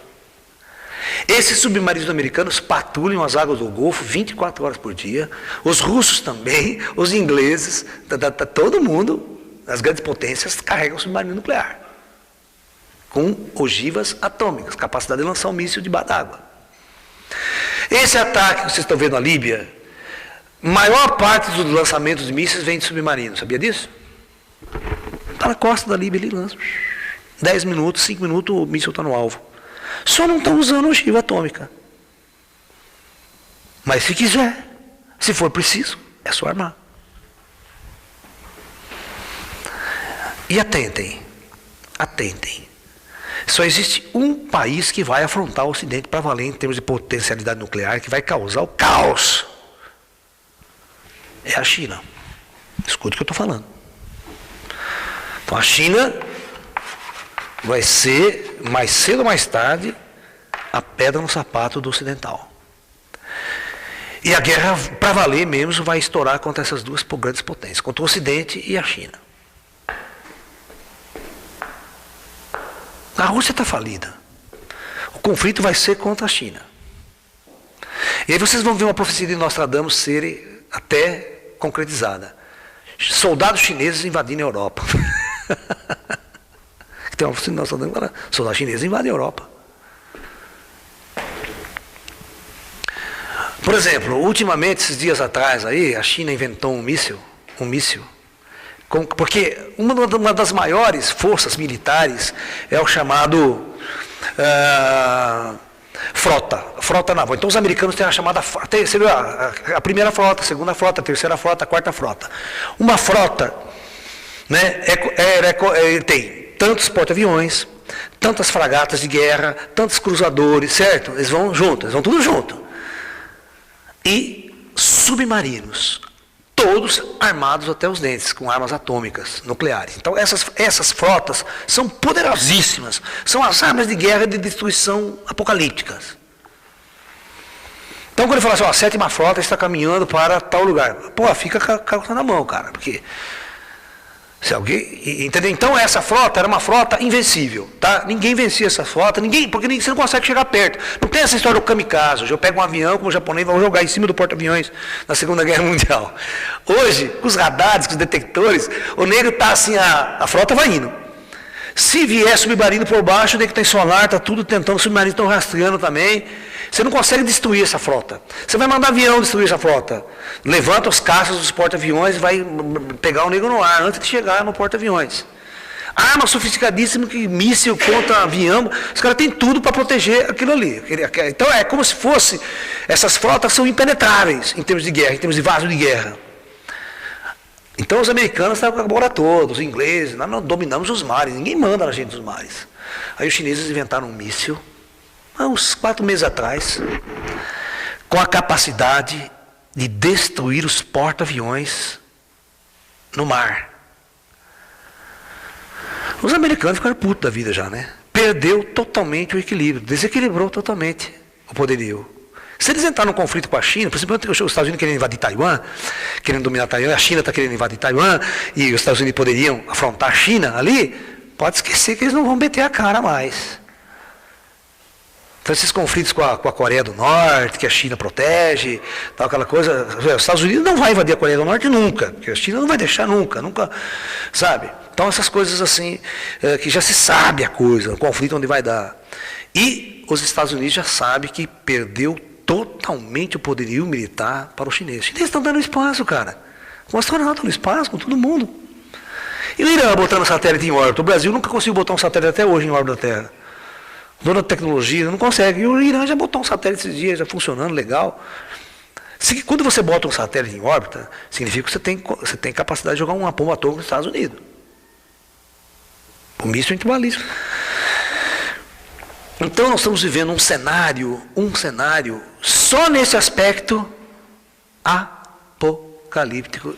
E são sinais. Por que ninguém enxerga isso como um grande sinal de uma nova era? Se um grande conflito se degradar agora, e todos os grandes conflitos, pode pegar a Primeira Guerra Mundial, a Segunda Guerra, todos foram motivos econômicos. Todas as causas foram a quebra econômica, problema econômico, né? E o que você acha que a China está fazendo no mercado comum internacional? Está quebrando os Estados Unidos está quebrado economicamente, aí começa o conflito, sabe? A China invadindo todos os mercados, por ver, aqui você compra produto chinês baratíssimo, quebra a indústria nacional, né? Vai começar a quebrar a indústria americana, começa a quebrar a indústria europeia, os negros começam a ficar loucos, já vai armar uma guerra, já vai armar um conflito. Só que essa guerra não vai ser igual às outras. Então esse é um grande sinal. Agora, Vamos partir para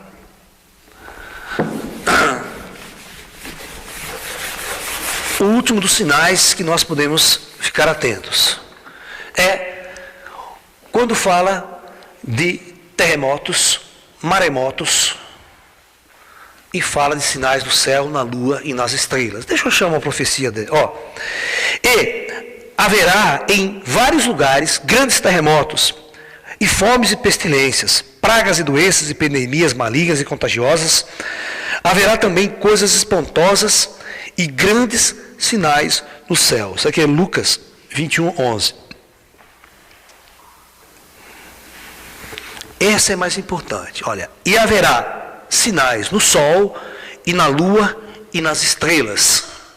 E sobre a terra haverá angústia das nações em perplexidade pelo bramido do mar e das ondas.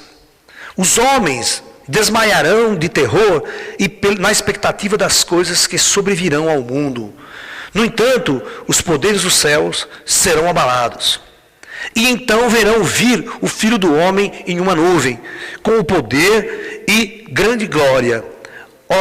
Orai, quando essas coisas começarem a acontecer, exultai e levantai as vossas cabeças, porque a vossa redenção se aproxima.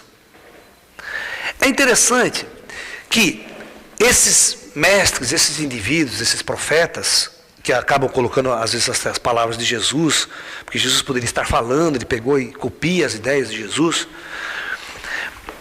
Ele fala exatamente sobre os acontecimentos do final dos tempos, quando Jesus está prestes a voltar, quando a redenção da humanidade. Olha que legal.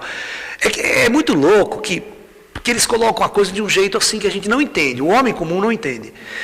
Quando o mundo estiver numa grande catástrofe, num grande caos, é o momento da redenção.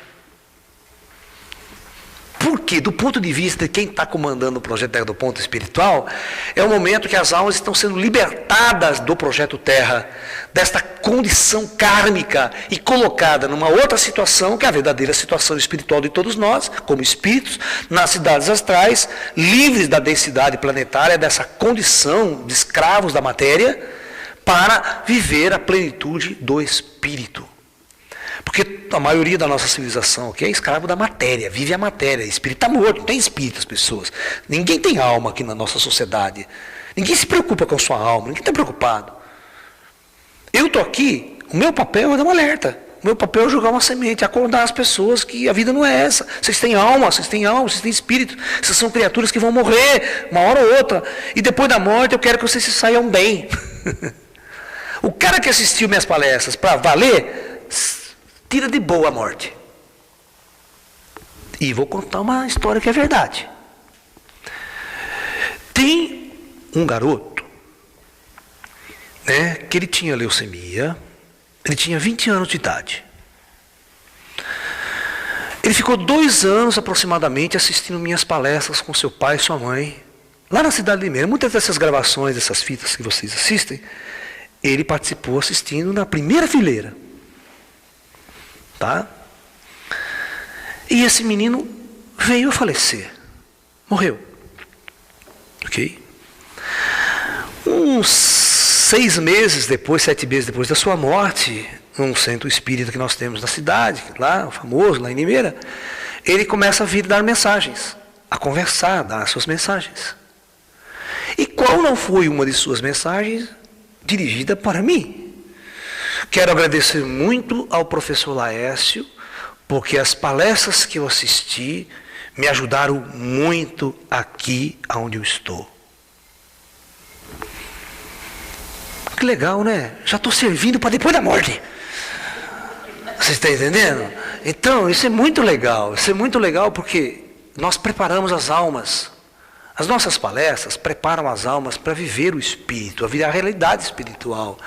Então o indivíduo que me ouviu, morre, se lembra, fala, pô, eu já estou numa boca, eu não vou ficar queimando no inferno do umbral, eu já vou lá do outro lado, já sei que tem todas aquelas coisas, lá ele já falou, tal, a gente vai se assentar melhor ao outro lado, você se aceita melhor.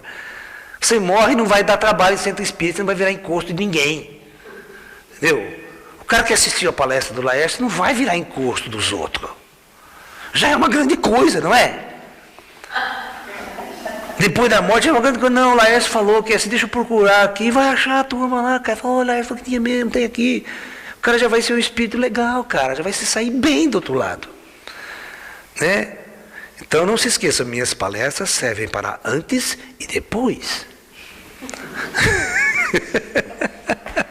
Essa tem prazo de validade longo. Não termina com a morte. E tem uma coisa que vocês não sabem, que vocês não veem. Mas vocês não têm noção quantos espíritos são trazidos aqui para ouvir o que eu estou falando. Eles vêm.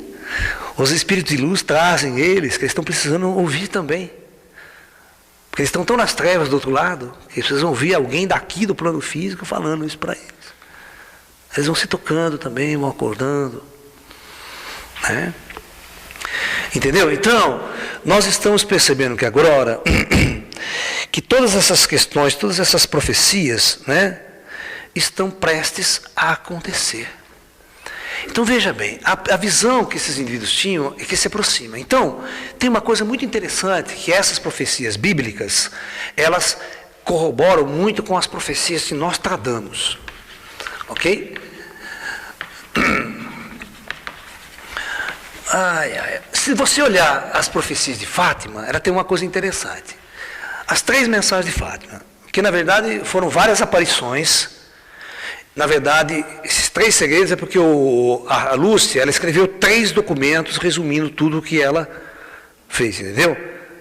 E aí o Papa, uma época, soltou o primeiro, depois soltou o segundo e o terceiro ficou escondido até hoje. Por quê?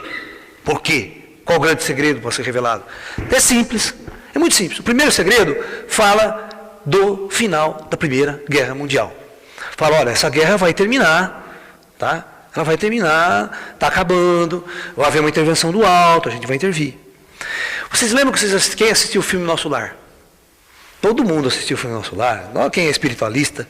Vocês perceberam que tem um telão lá no astral, tem um puta telão na cidade, negada, vamos se preparar aí que vai ter uma Segunda Guerra Mundial, lá vai vir nego pra caramba aqui pra cima. Vai voltar um monte de gente, que vocês vamos preparar aqui. Então vocês perceberam que os caras de lá já estavam sabendo as coisas, muito antes de acontecer. Eles já se preparam, faz toda, que tem uma logística, né, meu? 40 milhões morrendo, voltando lá para cima, vai encher a cidade, vai congestionar em NPS, tudo quanto é no hospital, pá, congestiona tudo. Da mesma forma que quando tem um acidente, congestiona os nossos hospitais, quando tem essas crises em massa, congestiona o hospital do astral, o cara que morreu fica tudo arrebentado lá, precisa ser cuidado, porque a alma fica arrebentada também. O campo astral fica doentio, sofre dores. Então eles precisam ser reestruturados, reequilibrados. Isso é feito com a tecnologia do astral. Mas tem que ter muita gente para trabalhar, tem que ter uma infraestrutura preparada para receber essa leva de almas que vem em massa. Então os caras lá sabem. Entendeu? Então a Primeira Guerra Mundial, a primeira mensagem de fala do final da Primeira Guerra Mundial. A segunda mensagem falava exatamente de um sinal, porque haveria uma guerra ainda pior do que a primeira, que iria acontecer exatamente naquela época. E a Virgem de Fátima fala assim, olha, quando você vê uma luz estranha no céu, vista por toda a Europa, este é o sinal que eu te dou. No ano de 1939, houve um evento solar, presta atenção, um evento, uma tempestade solar muito poderosa. E essa tempestade solar fez com que ocorresse uma aurora boreal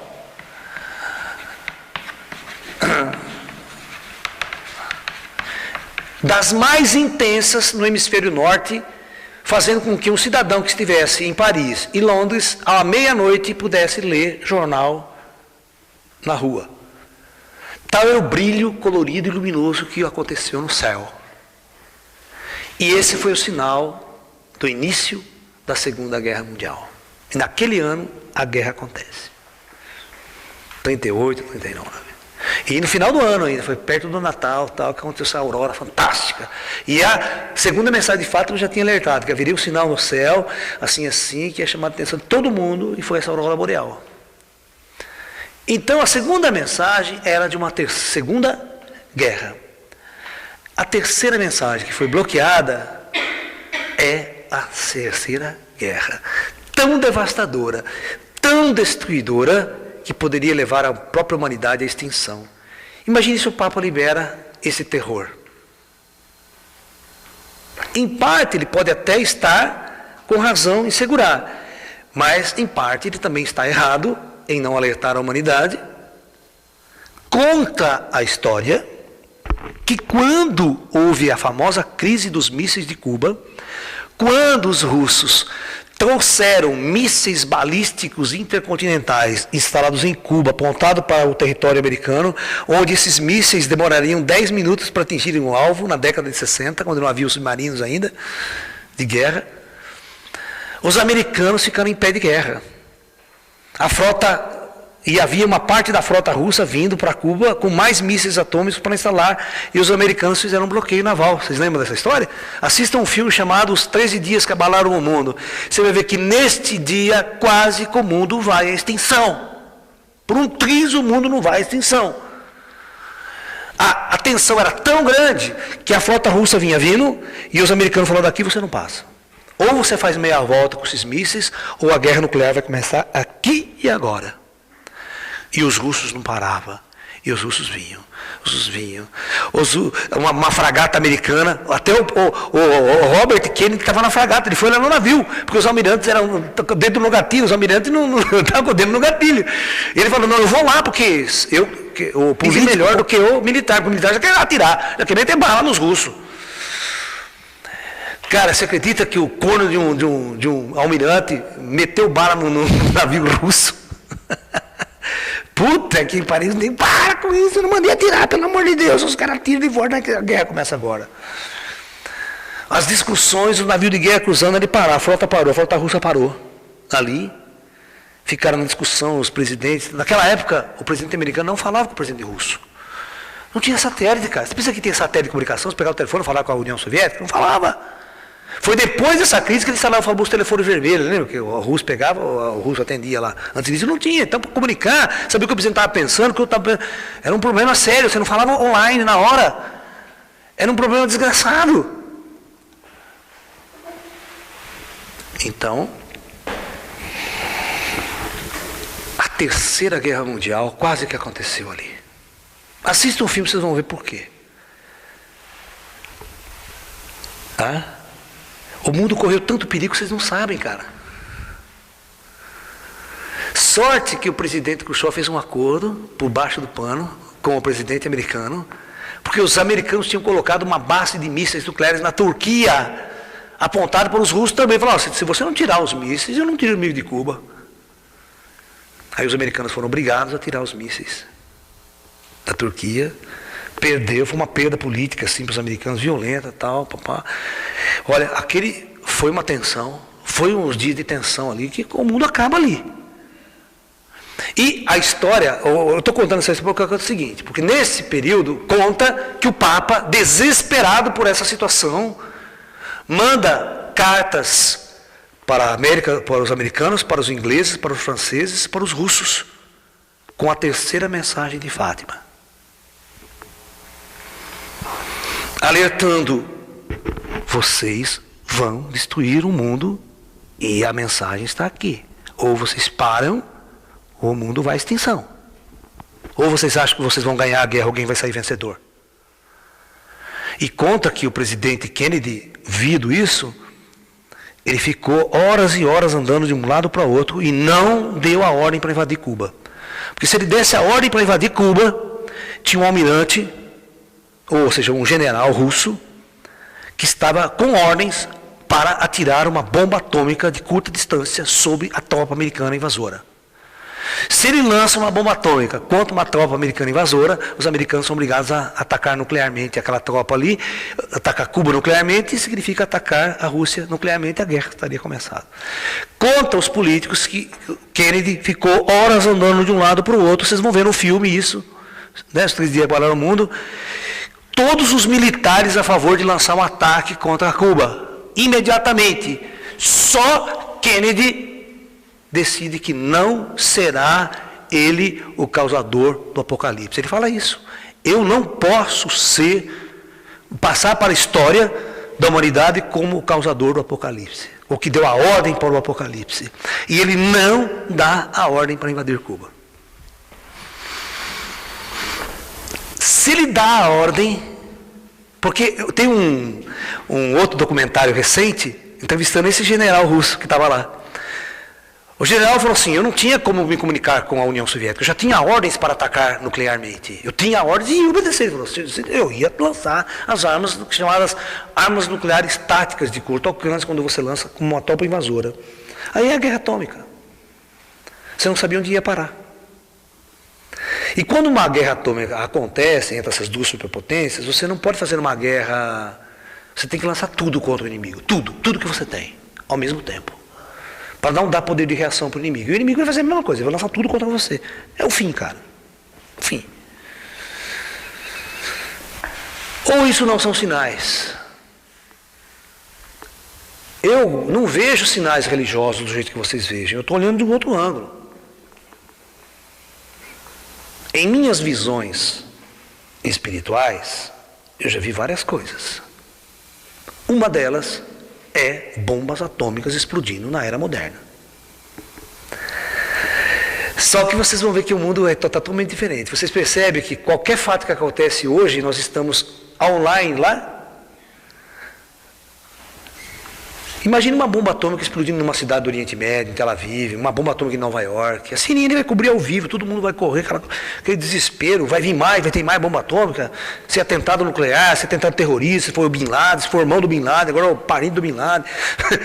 Meu, o mundo é de desespero, que você não sabe qual a reação que vai acontecer no dia seguinte. As bolsas de ouro fecham no dia seguinte, tudo que você tem no banco desaparece, porque é tudo virtual, dá uma queda do dólar, ninguém mais aceita nada, mercado de futuro quebra a economia do planeta. Por causa da expectativa do que vem. Isso é nuclear. E agora, Nostradamus faz a seguinte profecia, que a guerra nuclear seria apenas o aperitivo da grande catástrofe. E que a grande catástrofe planetária viria de forma geológica. Ou seja, o planeta vai, e a Bíblia também coloca grandes maremotos, terremotos, destruição planetária. Se você fizer um levantamento técnico, nos últimos 50 anos, a intensidade dos terremotos foi uma coisa assustadora. Tecnicamente, presta bem atenção, existia um único terremoto acima da escala 9 a cada 500 anos. A média. Nós tivemos 3 terremotos de escala 9 em menos de 10 anos.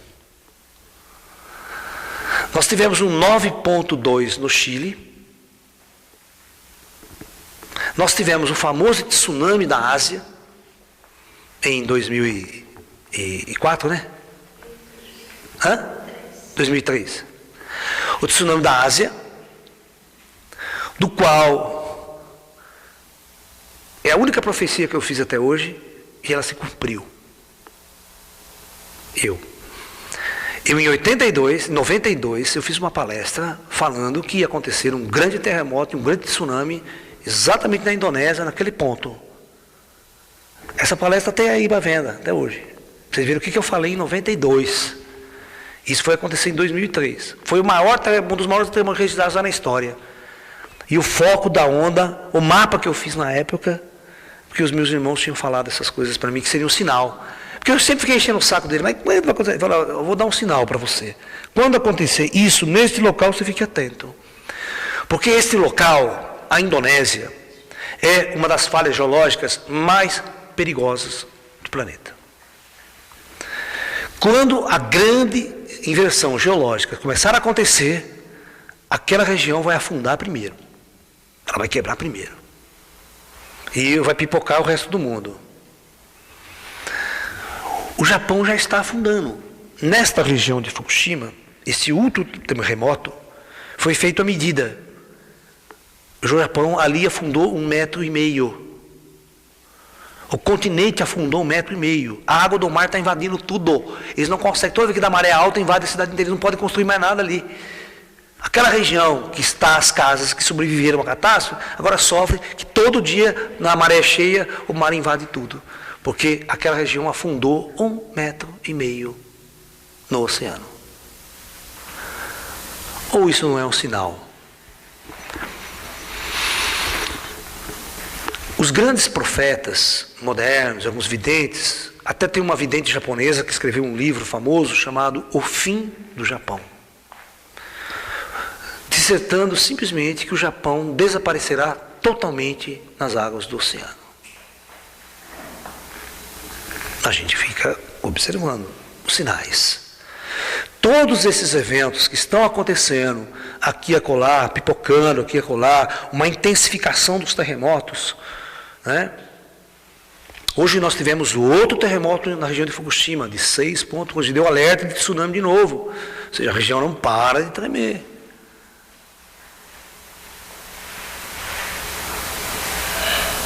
Hoje tremeu no Japão. No mesmo instante quase deu terremoto na Turquia. Sorte que não matou muita gente, não teve muitas vítimas. E assim, sucessivamente, o planeta está em movimento. Nós temos as profecias maias, que falam sobre 2012, problemas que podem estar acontecendo com o núcleo do Sol, e esses problemas com o núcleo do Sol afetar exatamente a estrutura do núcleo da Terra. E o núcleo da Terra sendo afetado, o campo magnético da Terra sendo afetado, pode disparar problemas geológicos sem precedentes. Uma série de situações são sinais. Mas o maior sinal, para mim, é a arma nuclear. É o poderio em que a humanidade chegou. Aí vocês vão dizer, mas Laércio, como que o Plano Astral permitiu que a humanidade chegasse até esse ponto? Que é um sinal interessante. Tem uma profeta russa,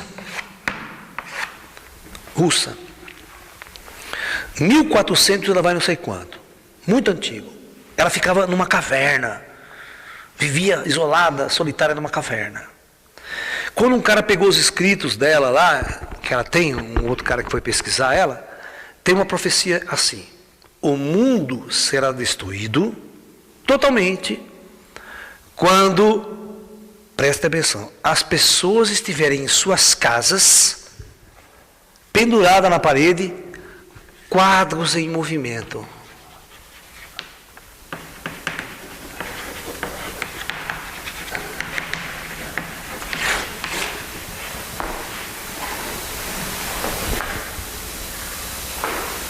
Eu acho que todos vocês já compraram uma televisão de LCD e penduraram na parede que nem um quadro, não foi? Se vocês perceberem, existem hoje telas de 60 polegadas que têm apenas menos de 1 centímetro de espessura, as TV LED. Você pendura exatamente como um quadro na parede em movimento. Este é um sinal poderosíssimo do final dos tempos.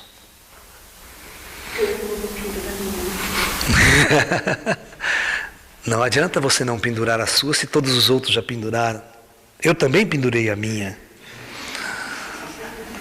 E essa é uma coisa que eu trago de criança. Eu tive sonhos apocalípticos fantásticos quando eu era muito criança.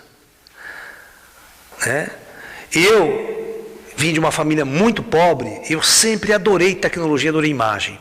Quando saiu a televisão colorida, eu ficava louco, cara. Quando eu tinha televisão preto e branco, eu tinha 10 anos de idade, eu montava antena, eu coordenava, eu arrumava, não precisava técnica não, que eu montava tudo.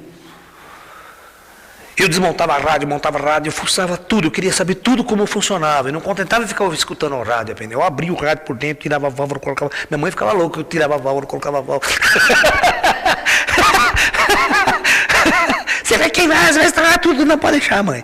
Quando não funcionava, nós jogava fora, chamava o técnico, não, você não pode fazer isso, ele me ensinava. Aí eu ia aprendendo, ia mexendo. Mas o meu sonho era TV. Ficava louco para comprar uma TV colorida, mas meu pai não tinha dinheiro. Você viu? TV colorida, quando saiu, era uma fortuna. Mesma coisa quando saiu essa TV de plasma, né? LCD, custava 20 mil reais uma televisão. Quem não tem grana, vai assalariado, meu pai de família pobre, né? Cara, você acredita que eu sonhei de noite?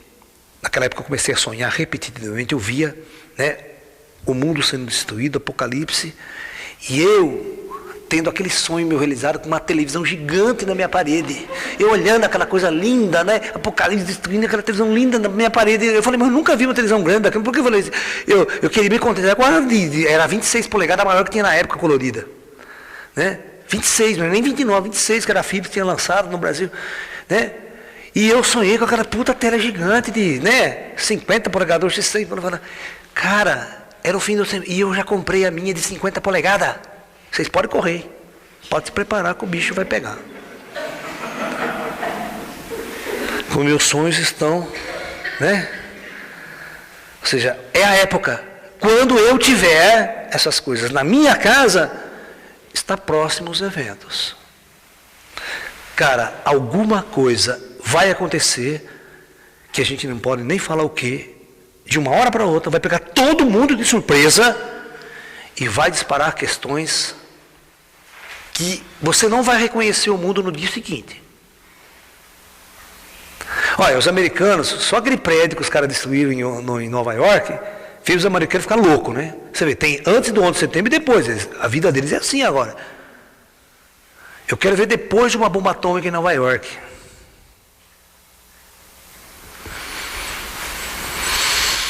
Entendeu? Então o mundo pode mudar de uma hora para outra. E os sinais estão às portas. Eu acho que nós devemos ficar bem atentos a tudo isso. É engraçado, que o Trigueirinho, por exemplo, tem a sua base aqui em Figueira, aqui em Carmo da Cachoeira. A comunidade do Trigueirinho tem um jornal, o título do jornal é Sinais. É o jornal dele que ele circula, tal. Então todos os esotéricos estão voltados a essa questão de ficar atento aos sinais dos tempos. Nós estamos vivendo uma época em que o materialismo foi ao extremo. O poder tecnológico, militar, foi ao extremo. E a espiritualidade verdadeira está morta. Os indivíduos são androides nas indústrias, nas fábricas. Você liga a televisão, é compra. Não tem nada que preste, é só compra nas Casas Bahia. Olha, a liquidação amanhã. E se você não comprar, você não vai ser feliz. Não existe um apelo para acordar a alma e o espírito. É só consumo, só materialismo, consumo. Aonde você acha que esse mundo vai parar? Nós somos almas que estamos chorando dentro desses nossos corpos, angustiados, em depressão profunda. Hoje você tem as pessoas com depressão profunda e não sabe a causa da depressão, não sabe como, não tem remédio para curar, não sabe como curar. Só existe uma coisa que cura a depressão: é o indivíduo acordar para a espiritualidade. Não tem remédio para curar. Porque não adianta, o cara está angustiado, vai no psicólogo, estou depressivo. Por que você está depressivo? Bem emprego, está uma merda. Ok, então vou arrumar outro emprego, vou botar o cara. Não vai adiantar, vai resolver. Ou seja, não tem o que oferecer. A sociedade, ela não tem o que oferecer para o indivíduo ser feliz ou se realizar como ser. Principalmente se um milionário bate na tua porta. No seu consultório, estou depressivo, então gostei do que eu faço. Você vai oferecer o que para o milionário se ele já tem tudo que a sociedade pode oferecer? Se fosse para um mendigo, um pobre, não, eu quero comprar uma casa, quando eu tiver minha casa eu vou ser feliz. E pior aquele que acredita que quando arrumar uma mulher e casar vai ser feliz. Esse vai para o inferno, Você vai para o inferno. Porque a sociedade cria esses modelos da princesa encantada, da alma gêmea, princesa encantada. Vamos discutir isso amanhã no seminário. Vocês não sabem o karma que vocês arrumam quando vocês vão casar. Vocês arrumam o inferno na terra. Que pode ser muito bom nos primeiros 6 meses. Mas depois o prazo de validade vence. A coisa começa a entrar em conflito. Raros alguns casos que dão certo, mas é raro, Aquela coisa de paixão cósmica, Porque o mundo é um mundo de conflito. As pessoas, as almas estão aqui para viver o conflito e sair dele mais amoldada, mais equilibrada. Mas o nosso papel aqui, numa sociedade moderna como essa, num mundo como esse, com todas as questões que nós levantamos aqui, só existe uma solução: é acordar para o Espírito. Acordar para a nossa verdadeira essência, a nossa verdadeira alma e o nosso verdadeiro ser. Ok? Então esse é o toque. Fique atento aos sinais. Virão muitos. Muitos estão acontecendo. Os desencarnes em massa, terremotos que passam da escala comum e que geram problemas planetários, conflitos em regiões localizadas que podem desencadear grandes conflitos mundiais. Fiquem atentos, porque nós não estamos vivendo um período da história comum. É único. Nunca a história dessa nossa civilização viveu uma situação como a de hoje, com o poderio tecnológico, poderio militar e a alma humana extremamente perdida no materialismo. A guerra e o conflito é inevitável. Ok? Então é isso. Desejo a todos namastê, muita paz e até aí um próximo encontro.